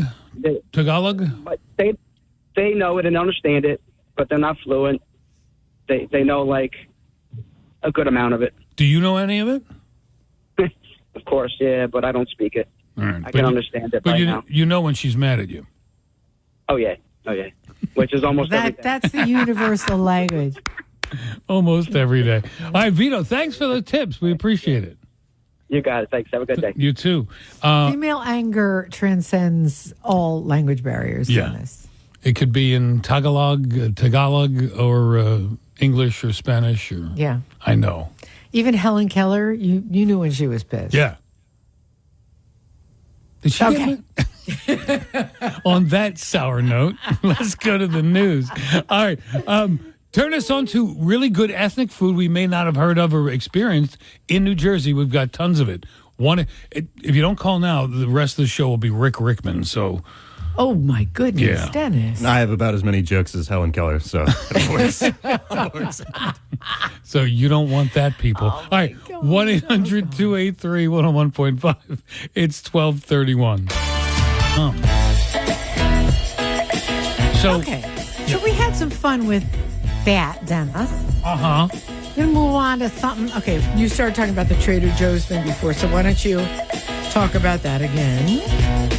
Well, the number one best seller at Trader Joe's is their chili and lime flavored rolled tortilla chips, $2.99 a bag. Now, their tortilla chips flavored with chili and lime powder. You can't call it tortilla chips because it's so dense. Well, then they roll it. Right, but I think it's more like a Pretzel? you know, like the tortilla chips from Mexico that are just corn. Yeah. And it's not like a light and crunchy, No. like it's that like And yeah, because it's got some meat too, because they roll it. meat. And Meat. The question I'm going to ask you is, what snack, junk food snack food, once you open the bag, game over. You need a wild animal to tear that bag out of your hands. And so much of that is so addictive. Wild. Yeah, you have to have a bear or a lion come in. That's what it would be for Rip me. it, yeah, rip it out of your hands. My grandkids come over. I buy 100 bags of it. Grandma, can we have some of your? I'm like, no. Ask your mommy for a difference. You won't share with them. No, because they'll eat them all. So if you go to your regular supermarket, ShopRite, or even a local supermarket in your town that sells all the name brands, you're just scratching the surface of the snack foods that are out there. So I want to hear, what is the snack food that you've discovered, or once you open the bag, it's hard to put down? 1-800-283-1015. Yesterday, I was in Sprouts. Do you know What is Sprouts? Sprouts? Sprouts is like, how do I describe it? It's sort of a healthier, it's a supermarket chain nationwide. Okay, yes, because I've seen it on my Instacart. It comes up. Do you want? It's not near me anywhere. Right. Well, But yeah. there's one in Marlton. Duh. Which Judi says Marlton has everything. So Seriously, don't you believe that like Jesus is coming back? He's coming to Marlton. He's coming to Marlton, right? Like everybody's gonna be like, "Oh my God!" Like the second coming. Like, Yes, my child, I will be in Evesham on the third Monday of the month. at the what's that Promenade. like little pretty I will be arriving at the promenade right in front of Pottery Barn Kids. Join me for beverages at Redstone at 6 p.m. It's not even funny. What don't you have there? Do you have It's a Jollibee there? No, there's no Jollibee, but I don't, coming soon. Jollibee. It's amazing. So at Sprouts, Of course you have one. they had the flavored sparkling water that I like that nobody else has. It's LaCroix key lime, not lime, key lime flavored. Ridiculous. So I go to Sprouts and I go down the aisle and look at the snack foods they have there. You never heard of local brand, or smaller brands, I guess, that not the big supermarket chains carry. Same with Trader Joe's, like those Dots pretzels. You ever had Dots flavored pretzels? No, but I'm not I'm sorry, Dennis. Oh, that's right. You're not a pretzel girl. No. All right, now we got some good ones. Only if I'm starving on it. If I'm with Tom Hanks in Castaway, and that's all we've got is that volleyball or pretzels. And pretzels. Now, after you and Tom snack on pretzels, you doing it with Tom or not? 100%. Oh, okay. All right. I mean, attractiveness, notwithstanding, I would. You have to. Okay. Well, there's nothing else to do. Exactly. Right. I mean, what am I going to do with Wilson? The volleyball. If my choices were Tom Hanks or Wilson, it's Wilson for me. I'm going Wilson. Here's what I want to know, because were you asking me, is Tom Hanks attractive, or because he was there so long and he smells and he's hairy and disgusting and all that? Just in the broad sense. In the broad sense, I would definitely be with Tom in the biblical sense. And you're right there in the. He could take it. He could bathe. That's exactly true. All right. You could do it. Really thought our date through. You could do it in the water, as a matter of fact. All right. Wait a minute. So when you pictured me and Tom on this deserted island, right, you pictured him being able to bathe prior to the act. That's so seriously Judi, very, very sweet. I'm thinking of you all the time. All right, now I know what your Saturday night fantasies are filled with. All right, Janice is calling from Forked River.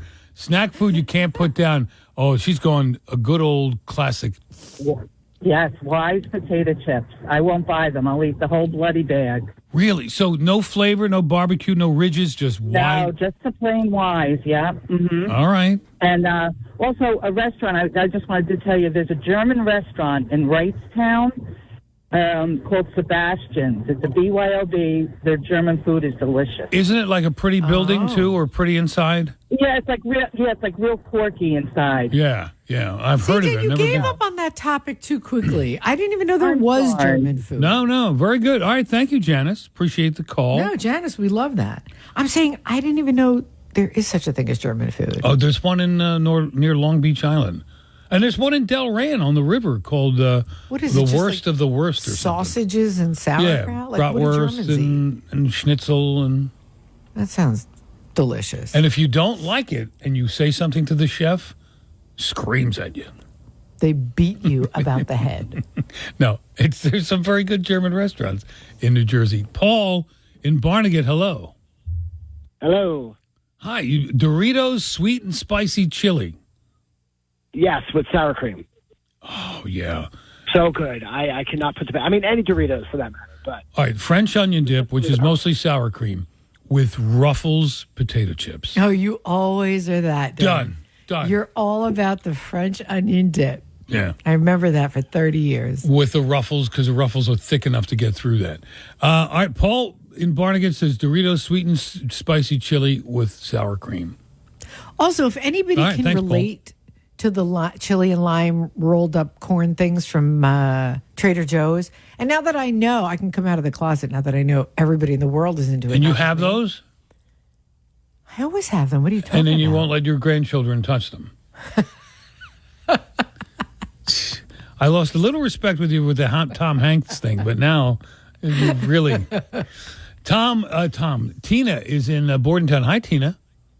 Hey, I am not a popcorn fan, but popcorn it's the bag with popcorn and chocolate and caramel drizzle.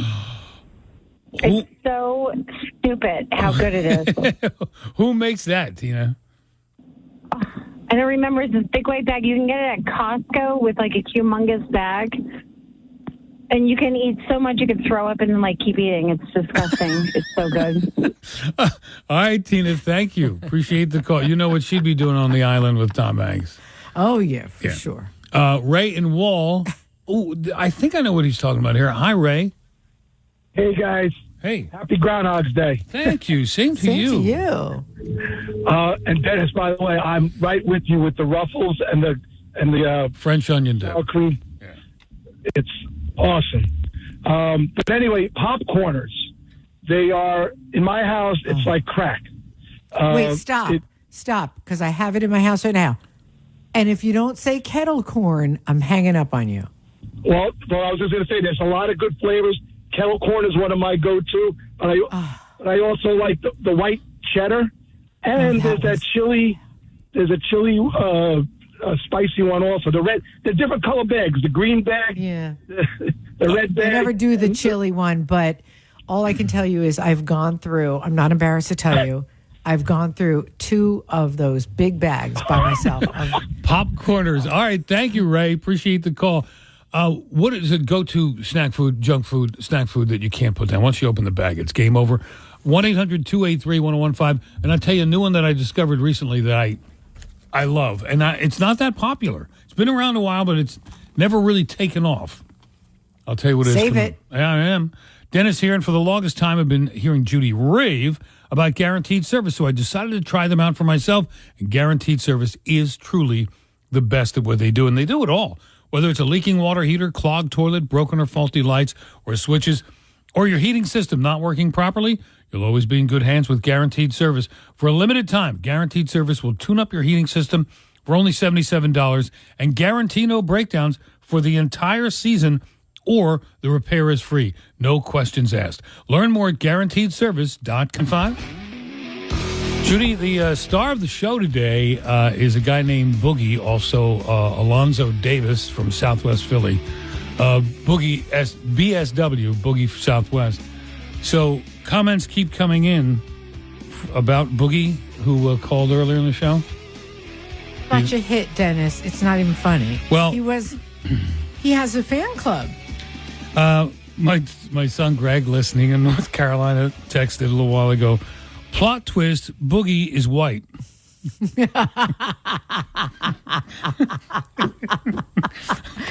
the funniest thing that Greg ever said. I love him. All right, so we're talking about not only that, but people are writing in. I mean, like, they just love that call. They love him. They love everything about him. I wouldn't be surprised if Boogie. Sorry for those of you who missed it. Yeah, his name is Alonzo, but he calls himself Boogie. I wouldn't be surprised if Boogie is the choice for Donald Trump's VP. Oh, he'll be a shoo-in if that happens. Vote Trump Boogie for 24. But you got to say vote Trump Boogie UBS or whatever. What is it? BSW. BSW. No, yeah, BSW. All right, so back to the snack food you can't put down. Frankie in South Plainfield. Hello, Frankie. Hey, guys. Great topic. Thank you. A thing called, Costco sold them at one time, but I think they're in the supermarkets now. It's called Sheila's Brownie Brittle. Oh, so good. So good. Whoever came up with that concept is an evil genius. What was the brand name, Frankie? Sheila's Brownie Brittle. Yeah. The thing about Thank you, Brownie Frankie. Brittle is, and I'm not going to begrudge haters Frankie be hating. Wow, you're already practicing your boogie talk. Well, I'm going to be his campaign manager for VP on the stump with Trump. It's just chalk, I think they make other flavors, All right. but I'm not a big brownie fan, The snack food that I said I love that I don't know that's ever really caught on, and is very, very, very white trash. Yes. Corn nuts. Oh, not only Dennis. Yeah. I want to tell you something. Yeah. A million different companies now make them because some smart person realized it's one of the best snacks in the world. I love it. Is it? So in order to modernize it, somebody just made one snack called Corn Love. Oh, my granddaughters eat that. Yeah, my daughter-in-law said get that for them for their stockings It's for just Christmas. corn nuts. Concha, it's called concha in Peru, and it's called chulpi in Ecuador. And you know what it is? It's deep fried or roasted corn kernels. Well, how come? Then what is popcorn? How come it doesn't pop like a popcorn? I don't believe them. It says roasted or deep fried corn kernels. I'm sorry. Hey, Siri. What exactly are corn nuts? You know, chulpi. Corn nuts, also known as toasted corn, are a snack food made of roasted or deep-fried corn kernels. There you go. This answer is from Wikipedia. All right. Well, I don't believe Wikipedia. She's done with you. She's going to argue with you? She's like, I've talked to this bitch before. No way am I arguing. I'm not getting into a long, protracted argument with her. Josephine. By the way, tomorrow Dennis will be out, and the show will be the Judi and Siri show. A lot of conflict. Hello. You're gonna Welcome. listen. New Jersey chime time is, I found this on the web. New Jersey chime time is 12:09. All right. Josephine, what's up? Oh, hi, Dennis and Judi. I love your show. Love this topic. The snack that I like was actually, it's not really the snack, but it's the onion dip at Trader Joe's that you can dip crackers, chips, and just eat it with a spoon. It's absolutely delicious. Just regular onion dip from Trader Joe's. Yes. All right. Thank you, Josephine. Appreciate the call. Trader Joe's has the best snack food in the world. It's ridiculous. Dan's in Lafayette. We'll wrap this up with Dan's suggestion. Hey, Dennis, Judi, how are you? We're good. How are you? I'm doing great. What do you got? So my favorite snack is Hers peanut butter pretzel bites. I like chocolate and pretzel. I even like cream cheese and pretzel. Never got into the peanut butter and pretzel. Judi? They're really good. They're this little, pretzel nugget, and they're filled with peanut butter. Judy would like that, although she doesn't like It pretzels. is delicious. No, but that will make pretzels good. Same way I'll eat pretzels if they're stuffed with cheese or sour cream and onion. What you're saying is peanut butter has made pretzels great again. Exactly. Yeah, absolutely. I actually have that hat, and somebody asked me to remove it before I walked into a store the other day. They were offended by it. Right. The Paga hat. Peanut butter seems to make everything better. All right. Dan, you're not wrong. Thank you. Appreciate the call. It's not Paga. Whatever. But it's so funny anyway. Because it's make peanut butter great again. So it's more like mpka. All right. Before we get any stupider, quick break and back with more of the Dennis and Judi Show.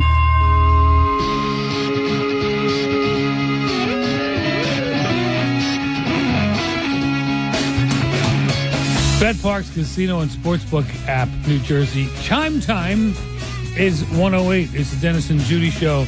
I'm Dennis Malloy. That's Judi Franco. Bill Doyle was just in here visiting, and he was humming the most soothing, beautiful tune. Oh, yeah. You know what it was? Soulful Strut. Soulful Strut. And then... And Swing Out Sister did a lyrical version of that song called... No. Yeah, Am I the Girl? Wow, I didn't know that. Oh, you want to hear that? You never heard No. it? Okay. No, of course. Why not? Play it, brother. I am. Okay. But before we get to that, introduce the topic. Okay, I would love to. So, Dennis and I, throughout our lives, have noticed that, or throughout our careers here, have noticed that it takes more to keep a family going here in New Jersey, more salary, more income, than it does in other states. And through the years, obviously, that amount has continued to rise. You know, it used to be when we first started working together, if you had a couple that had that made $50,000 a year, you could have 2 kids, maybe not be, well-to-do, but you could make $50,000 a year and somehow get by. Today, you're going to need 4 times that to just get by. Well, and obviously, New Jersey is going to be more than in other places. So we thought it would be interesting to find out, like we do every few years, what is the amount that it takes to survive here in the state? Not the amount that it takes to do well, pay every bill easily, but the amount, just the minimum it would take to survive, because it really has what? 3 categories. Yeah, go. Dinks, double income, no kids. Yeah. Married with children, and single. Married. Did I say married? Oh. Because there's a story in the Post where dinks, double income, no kids, struggling to make ends meet in Seattle. We make $200,000 a year between us. In Seattle? Seattle. In Seattle, yes. The bluest skies you've ever seen? What? That sounds like a lot of money. $200,000 with... I'm saying to just be getting by. And they said, and we're struggling to support our lifestyle. So we're more expensive here than they are? If you're closer to New York, yeah, you're on par with Seattle, if not worse. If you're in South Jersey, no. So what does it take? What money is the amount of money to be comfortable, to be able to live in New Jersey? Survive. If you're single, to survive. If you're single, if you're married with no kids, or if you're married with kids. And I think the easiest combination of those 3, married, no kids. If you've got 2 incomes and you're splitting the mortgage or the rent with somebody, right, and you got no little children's running around to feed, you're good. You're good with what? You're good to go. Whatever. No, I mean, you're good with how much money? 100,000? Double income, no kids in New Jersey.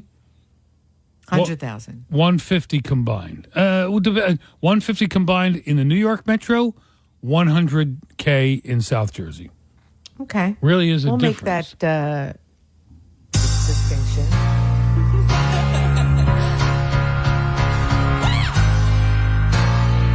Don't remember this? I don't think so. Great. I'm very interested because Yeah. it's one of my favorite songs. How did I miss it? I don't know. I'll tell you where I discovered it. After she gets to it. Yeah, I do. Right. How come? What a song. So, is this the 90s? Yeah, 90s. Now, the instrumental Soulful Strut by Young Holt Unlimited was awesome. Then you put Do you think there were ever words to it and they just didn't sing it? Like the theme song to MASH? Yes, there were, because there was an original from a black female artist in the 70s, 60s. I did not know. Yeah. This is where you need Bill Doyle in the room. He knows everything. I did not know that. That's so interesting. This musical break brought to you by the Dennis and Judi losing their minds 1 o'clock hour moment. Oh my God, this is making me so happy right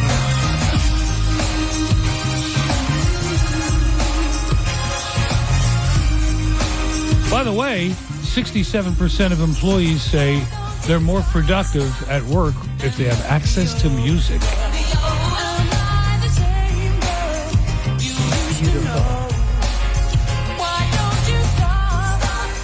And the video is mesmerizing. Anyway, all right, sorry, kids. I'm sorry to... We almost forgot it's not just Dennis and me sitting in a room playing records like we did in 8th grade. Shh, I think I hear your mom coming. Put the cigarette out. Like, what the hell are we doing? What was that? Okay, so what was that? All right, so, but that, you know what? Sometimes we enjoy each other so much that just happens. We're like, let's just groove to this. Oops, there are 1 million people listening. All right, 1-800-283-101.5 is our phone number. What does it take to get by in New Jersey? How much salary, how much income per year in the different categories? So 1-800-283-101.5. Sal in Point Pleasant. Hello, you're on New Jersey 101.5. Hey guys, how you doing? Good. So, I mean, in my opinion, based upon what I pay my guys, what I can tell you is like 100,000 is like a good cutoff number for them to get by, pay all their bills. have a little extra on the side. And that's not living an extravagant lifestyle. That's $100,000 a year. Now, if you said that a decade ago, you'd be thinking someone making $100K is doing living well, living very well. Yeah, and like for us, for me and my wife, for example, we don't live extravagantly at all. We have I think a 1,600 square foot house, and everything, and I think. We live on 100,000 easily, You have children? Do you have kids? 2 kids, but they're grown. We're empty nesters. If you're an empty nester, I mean, unless you need to go out to a fancy restaurant every night and go on luxurious vacations 4 times a year. Hey, forget fancy restaurant, Judy. Even to go out to Applebee's twice a week is going to cost you a fortune. Right, yeah, but I think we don't live extravagant at all. We live well within. We don't have high end when you say you pay your guy, you drive Toyotas and whatever. 2 of my top guys get $100K a year. What do they do? They're foremen. They help run crews. Okay. So I'm a contractor. Yeah. And then let me tell you something. What's really shocking is what I pay laborers. Laborers are at $30 an hour, $35 an hour in residential construction. What's the percentage of them that speak English? All of them do. Oh, except for 2 of them, but they are citizens, but they just never they were raised here. They're brought here by their parents. But they speak some English, but they're more comfortable speaking Spanish. Right. So, no, I got good.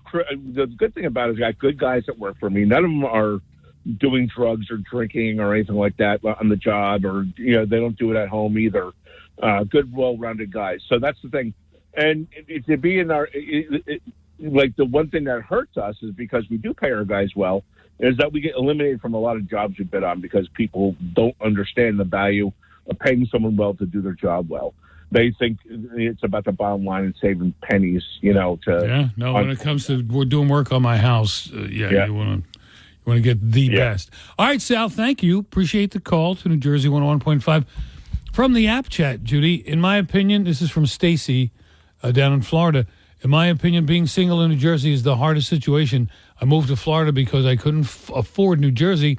However, I'm moving back because I need to and will live in suboptimal conditions despite being a registered nurse. A studio is all that I can afford. An RN, generally about $100,000 in New Jersey, I think, right now. And you can't live alone. You can't afford a decent apartment. How much is a studio, though, today in New Jersey, too? And that depends on where you are. I saw somebody I felt so bad on Nextdoor the other day, the Nextdoor app, saying, hey, second time I'm posting, looking for a studio or 1 bedroom for $750. Nobody gave me any leads. And I was trying to go on there and say, are you high? Yeah, are you from in Nebraska? Or in this state? Right. No wonder nobody's answering you. So what does it take to get by in New Jersey? What's the magic salary number? Single, married, no kids, or married with children? What do you need to get by in New Jersey? There's a Seattle couple. They're dinks, double income, no kids. $200K a year combined, struggling to pay the bills. Your call coming up. Phone number is 1-800-283-1015. It's 118. Here's Tom. Dennis and Judi show. Seattle couple earning $200,000 a year, double income, no kids, struggling to make ends meet and support their lifestyle. Who knows what their lifestyle is? Yeah, I know. That's so funny because maybe their lifestyle is also with their drugs. Or they both drive Mercedes. Right. So what is it to get by in New Jersey? What is the minimum you need? Single, married, no kids, married with kids. I think if you're raising a family today, 3 kids. I'll say 3 kids. Let's go with 2 kids. Most people have 2. 150. I feel like 150 to be okay. To be okay, but you're not. You're not wealthy. You're treading water. You're treading water. To be okay. To be paying the bills. Right. Okay, so you asked, the phone number is 1-800-283-1015. You asked if there were lyrics to that song, Soulful Strut, before Swing Out Sister did it in the 90s. So we're going to go back to pretending we're in 8th grade and we're in my bedroom. Listening to cigarettes. records, right. And I found this record that was in my older brother's collection. And yeah, Judy, I found this. Barbara Acklin. Oh my God, I know Barbara Acklin. She did I'll Bake Me a Man. I'll be what? I'll Bake Me a Man. And it didn't go. So Young Holt Unlimited said, let's just put it out as an instrumental. This did not make a hit. How was this not a hit? In the 70s. Why don't you stop and look me over? Look at this girl, what she looks like. I mean, there is no more soul than this chick. Yeah, I have a picture of her. I think the vocal was stronger in the later version. That's why it took off. Well, the instrumental did better than this. Okay. I don't I'll think Bake Me a Man, 1973. It was like sort of a regional disco hit. And what happened in 1973, and why do I know that song, Dennis? How old was I? I'm not going to tell you. But all I can tell you, in 1973, I was going to about 50 bar mitzvahs that year. And what happened at all the bar mitzvahs? There was a disco party where the boy would ask the girl to dance. Right. And that song would play? And you're going to find it either at the break or right now. And it was called I'll Bake Me a Man. And I will never forget it because it was the first time like you looked at boys across the room and like hoped that they would like come over and ask you to dance. Anybody listening to us now who's in their 20s is not going to even understand what that feeling was. And you may not even either, Den. I don't know if you had to ask a girl to dance. Yeah. Right. Well, it was high school. It was the dances on Saturday nights at Holy Cross High School. Yeah.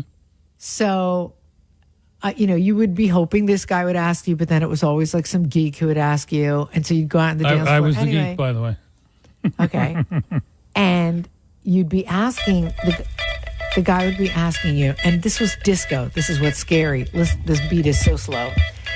But you'd look across, and you remember the guy's name. I won't say it because he's probably listens. And I'd be like, ugh, I can't believe I have to dance to this unbelievable song with this guy instead of the guy across the room that I really wanted to dance with because I had a crush on him.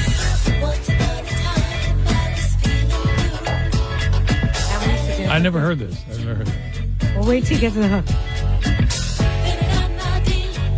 Coming any minute. 1973.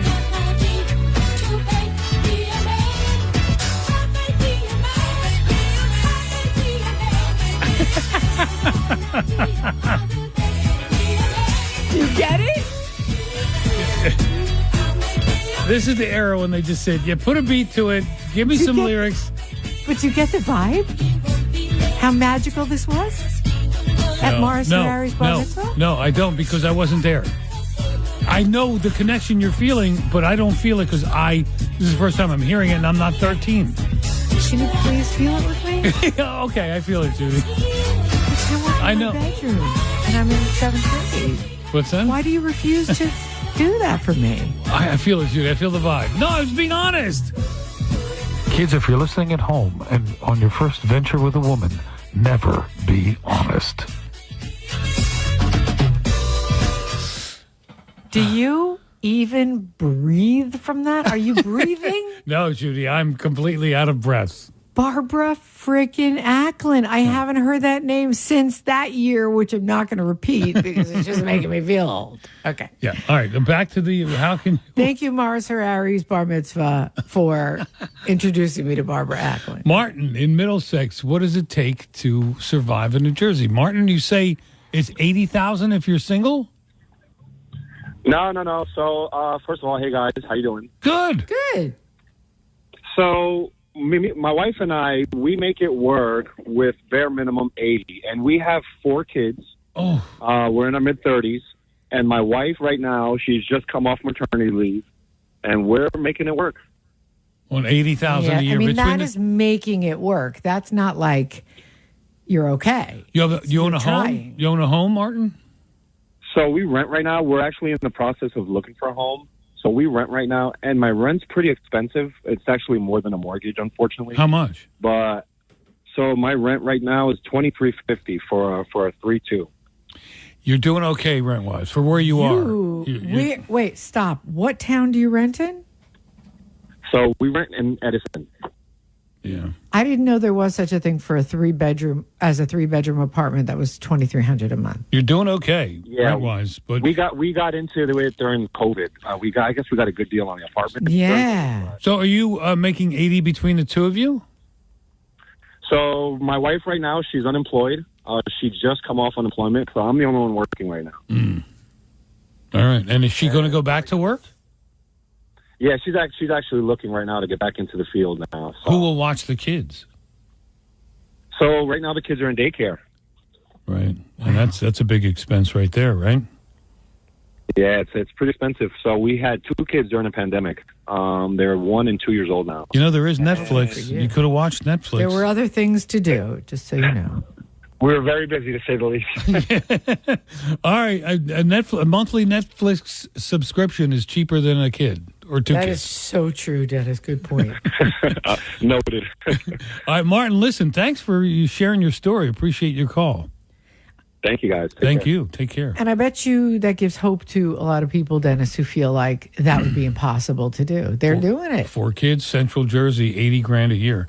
Unbelievable. All right, John and Andy, hang on. What does it take to make it here in New Jersey?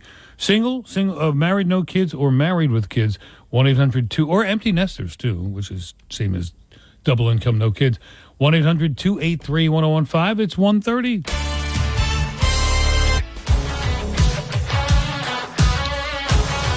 Story in the Post today about a Seattle couple who's struggling to make ends meet on $200,000 a year.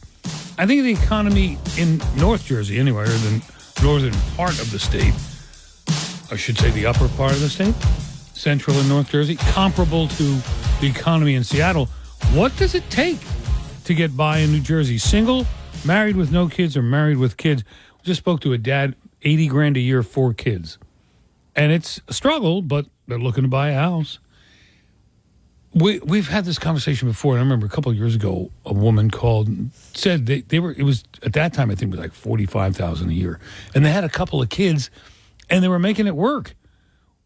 A lot of people, present company included, you and me, Judi, a little spoiled with the creature comforts that we have, that people really sacrifice and make it work, even with kids. Oh, yeah. Yeah. And, you know, it all depends, like you said about the couple in Seattle. We don't know what your lifestyle is. Right. They said We're talking about, bottom line, surviving.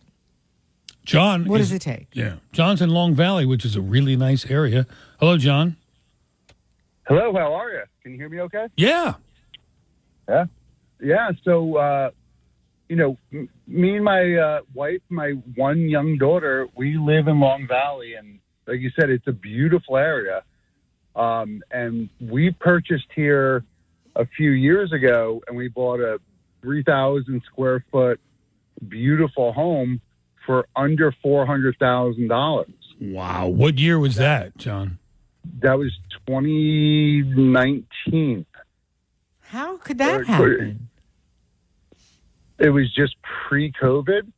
Right. And now that same house is listing. We sold it because we did make a good profit off of it, but is now selling for double what we paid for it currently. What did you sell it for? And why did you sell it?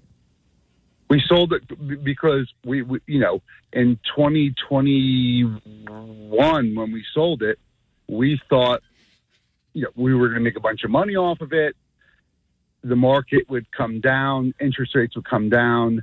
We would rent for a year and be able to repurchase again. A lot of people thought that. How many people have told you the joke's on you? Exactly. And, but my wife and I make over $300,000 a year together. And the houses around here, because we don't want to leave Long Valley. We love Long Valley. But you're lucky to get a 1,500 square foot ranch for less than $500,000. Wow. So you guys Where is both Long Valley, Dennis? near Chester? It's near Chester. Yeah, exactly. That sounds cheap for a house all the way up there. That But sounds we're- cheap. We're West Morris, so we're rural. Schooley's Mountain. Yeah. Okay, so it's not like horsey, beautiful No, mansions. it is. It is. Then how can you get a house for that? Sorry, but you know where we lived or where I live, there's no such thing as a house for $500,000. Well, prior to 2019, it was, a softer market, I guess, up that way. You're not close to the city. You're far away from the city. Yeah, we're about 50 minutes to the city, and prior to 2019, I could have bought a 1,500 square foot ranch on an acre or two for, $250. All right, not to get too See, personal. I didn't even know something like that existed. I thought that was only in your my neighborhood. area. Yeah. But all right, John, even my house? Who blames for $65,000 over in 3 days of listing? Now, who blames who more for selling at the time that you did? You blame her more, or she blames you more? No, it's all my fault. It's all your fault. Oh my God! Did she hold that over your head? No. It was a necessary sell, but it was definitely my decision. Yeah, all right. It's with real estate. God, the timing is crucial. Yeah. You just don't need something. You just roll the dice. You roll the dice, and it didn't turn out totally in your favor. John, how old's your daughter? 5. And your wife is about your age, mid-40s or younger? She's younger. Yeah. Mid-30s. All right. Well, so you want to stay in Long Valley, but you've been kind of priced out. We're priced out. Yeah. So we're renting, but we did get very lucky with the rental. The rental in our area, we got 4-bedroom, 2-bathroom for $2,800, which I guess these times are pretty good. Where are both of you from? Basking Ridge and Bridgewater.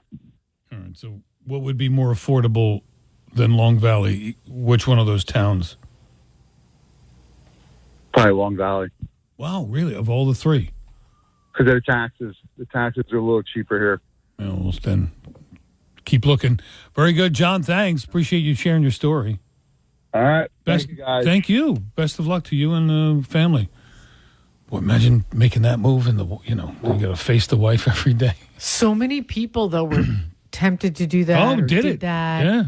And now that, how many people told me to do that, Dennis? Yeah, I remember. You'll rent for a couple years. Sitting on the sidelines waiting for this thing to settle down, and it hasn't settled down yet. No. I see little signs of it settling down now that it looks like interest rates are coming down a little. Andy in Metuchen. Hello, Andy. Yeah, hi, guys. I moved into Metuchen in 2001. And we had 2 small kids at the time, and she didn't go back to work until my youngest was 10. And I drove old cars, made no car payments, liability insurance, and my wife was pretty good with $1, so we made it work.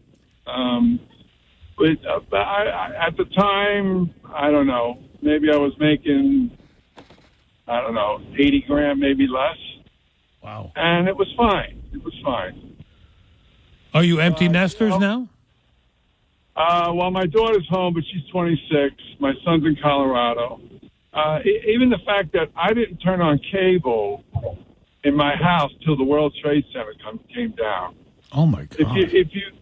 Well, I mean, I had an antenna in the attic, and it worked fine. And now, that's another $100 a month. For sure. Now, Andy, do you have the reputation in the family of being kind of a tightwad? No, not at all. Oh. No, I'm good with my money. I'm not cheap. No, I would say I'm frugal, but I'm not cheap. Good, but I mean, sometimes would the kids tease you like, so-and-so has cable down the street, and why are we driving old cars and all that? No, not at all. Good. Yeah. You pulled it off, Andy. You did a good job. You managed to make ends meet on not a whole lot of money and Didn't come off like we a did type. okay. Yeah, you did great. Andy, thank you. Appreciate the call to New Jersey 101.5.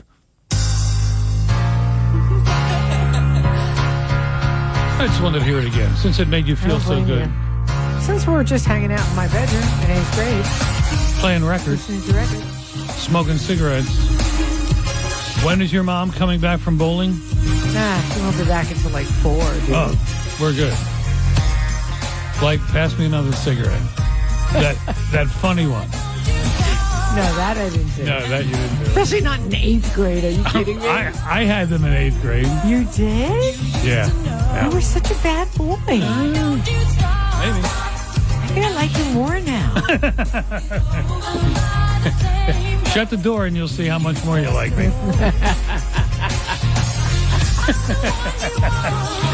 Thank God we didn't go to school together. Oh, my God. Thank God is right. Where are we at? All right, we got time for this call. All right, Elizabeth is calling from Pennsylvania. Hello, Elizabeth. Yeah, hi. I bought my house in Clayton, New Jersey back in 94.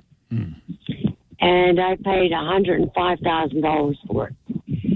And last year it was assessed for $158,000. I'm paying taxes on there. I've been the only one that's lived in that house. I've never sold it. Now, those houses that are around me that are similar to me, they bought for $300,000. Now New Jersey wants me to pay taxes on $300,000 instead of $158,000, which I paid last year. Yeah. Why? Because of all the comparable sales around you were double? Yeah. But guess what? I never sold my house. Right. So I never got the $300,000. Get somebody to fight, get a real estate attorney to appeal. Okay, that's what I plan on doing. I'm 64 years old. I'm living on a pension. Thank you for telling us that, Elizabeth. We appreciate it. Now, Elizabeth, are you originally from Pittsburgh? Yes. Yeah. How did I get that, Judy? I know, Dan. You heard it. I heard it. Well, listen, Down there? Elizabeth, good luck to you. Clayton's a nice little town. Thank you. Yeah, and I wish you the best. Thanks for the call to New Jersey 101.5. All right. Never heard a person call here and say, I'm 43 years old. Why is that? Why does nobody ever call here and say, I'm 27 years old? No. Over 60, I don't know what it is, some psychological mechanism forces somebody, like spontaneous disorder, spontaneous verbal disorder, where you have to go, and I'm 78. Why? Do they go into ShopRite and do the same thing? Do they go to the bank and say, right, I'm 73?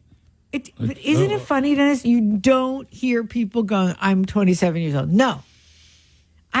Listen, I'm very proud of you that you reached that ripe old age of 63. I don't understand. I got your information when you called in. Yeah, it's up on the board. Why do you need to announce it? Maybe if we stop asking them, they won't announce it. All right, we got to tell the folks about Robert DeCansky. Okay. Speaking of real estate and houses, yeah. When you're ready to sell fast, you need to call Robert DeCansky of Remax First Advantage. Jose and Hilda missed their grandchildren, so they decided to sell their home in Avenel and move closer to them. Rob DeCansky was the real estate agent for that job. After 16 showings, only 9 days on the market, the property sold for $450,000. That was $30,100 over the list price.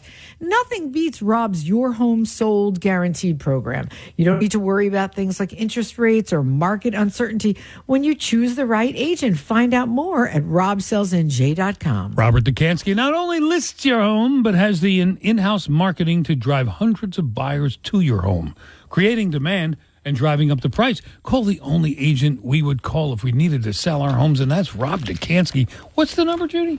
It is 855-350-1015. That's 855-350-1015. Or, of course, Dan, you can simply go online to robsellsnj.com or Google Rob Sells NJ and then start packing.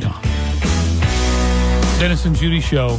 Just so you know, another producer here at the radio station who is really professional, great at what she does. Yeah. So she was on the air, and one of the callers comes in and says, "Hi, I know your screen," starts the call. I know your screener said I don't have to mention my age on the air, but I'm 76 years old. And I'm like, and then of course she's like, thank you so much. I needed that info to know how you feel about the plastic bag ban or whatever. And I'm just like, and I don't know where it comes from. I do think maybe it is like this subliminal cheering for having reached a milestone age or something, because nobody ever calls and says, hi, I'm 43 years old and I'm against the plastic bag ban or whatever. Why is that? Everybody over 60. Even 53-year-olds don't do it. My dad was the opposite of your dad. My dad did not like to say his age. Your dad was very proud to say, I'll be 92, whatever. Oh, the day of his 92nd birthday, he was like, and I'm almost 93. Yeah. Could you believe? I'm like, that. You haven't been 92 for 10 minutes. It's in certain people, it's a pride thing, I guess. I guess so, but I mean, we don't need that. We've got your demographic information. Thank you. A couple of facts for today. Today's National Freedom Day in the United States, commemorating the signing of the 13th Amendment, which abolished slavery in the United States. So today, I thought National Freedom Day was the day. What's the day where you've already worked enough to pay off your taxes? It comes later and later each year because the taxes keep going higher and higher. It's June, I think, or something, May. Travis Kelce was voted football star Americans would most want as their neighbor in a survey done by Zillow. Yeah, I want him as my neighbor as long as his girlfriend comes over a lot. Yeah, yeah, bring your girlfriend. Then I take it back. He is good looking in kind of a rugged, hillbilly-esque way. Yeah. But he's just, I can't. He's not a Tom Brady. That's all I'm saying. Okay, all right. I mean, to me, as a guy looking at him, we go, yeah, he's tall. And I don't like the mustache. I don't like a plain. Sometimes he has like just a plain mustache. And I don't know. I'd rather have his brother as a neighbor, to be honest with you. Jason seems like a more down to earth, doesn't have a phony accent, and is a lot of fun. All right, with the what do you think the average price for a Super Bowl? Super Bowl's a week and a half away in Vegas. Currently, the lowest priced get-in seats are available. $1,500. $9,309 each seat. That's insane. Down from $9,985. You know, and I guess it's not insane. Like, everything is relative. Like, I can't believe girls buy $30,000 pocketbooks, but I guess if I were a billionaire, maybe I would buy one. Why not? The top price seats are available for $37,962 each, down a little bit from Monday. So I've never been to a Super Bowl, nor do I ever want to go to one.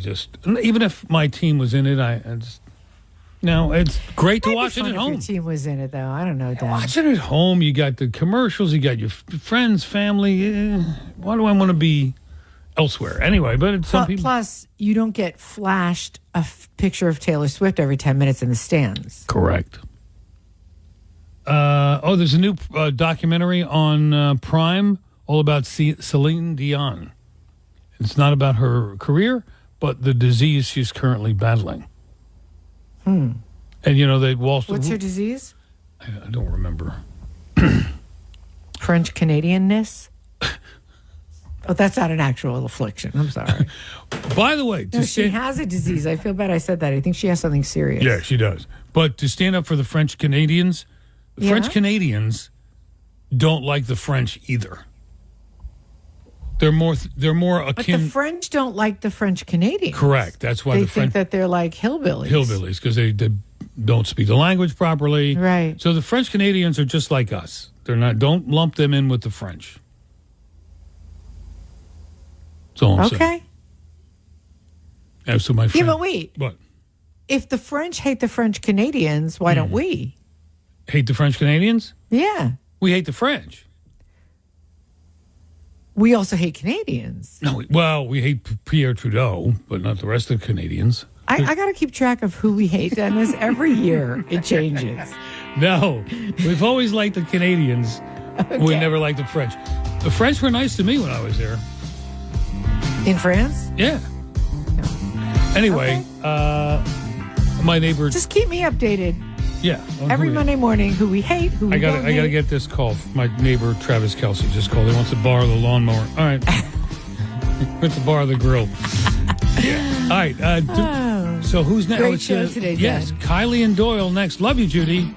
Love you back. Hey guys, time to get in on the action for the biggest moments in basketball with Prize Picks, America's #1 fantasy sports app. Just select 2 or more players, pick more or less on their projections, place your entry, and win up to 100 times your money. Right now, Prize Picks will match your first deposit of up to $100. Just download the Prize Picks app and use the code GET100. That's code GET100 on Prize Picks for a first deposit match of up to $100. Prize Picks. Pick more. Pick less. It's that easy.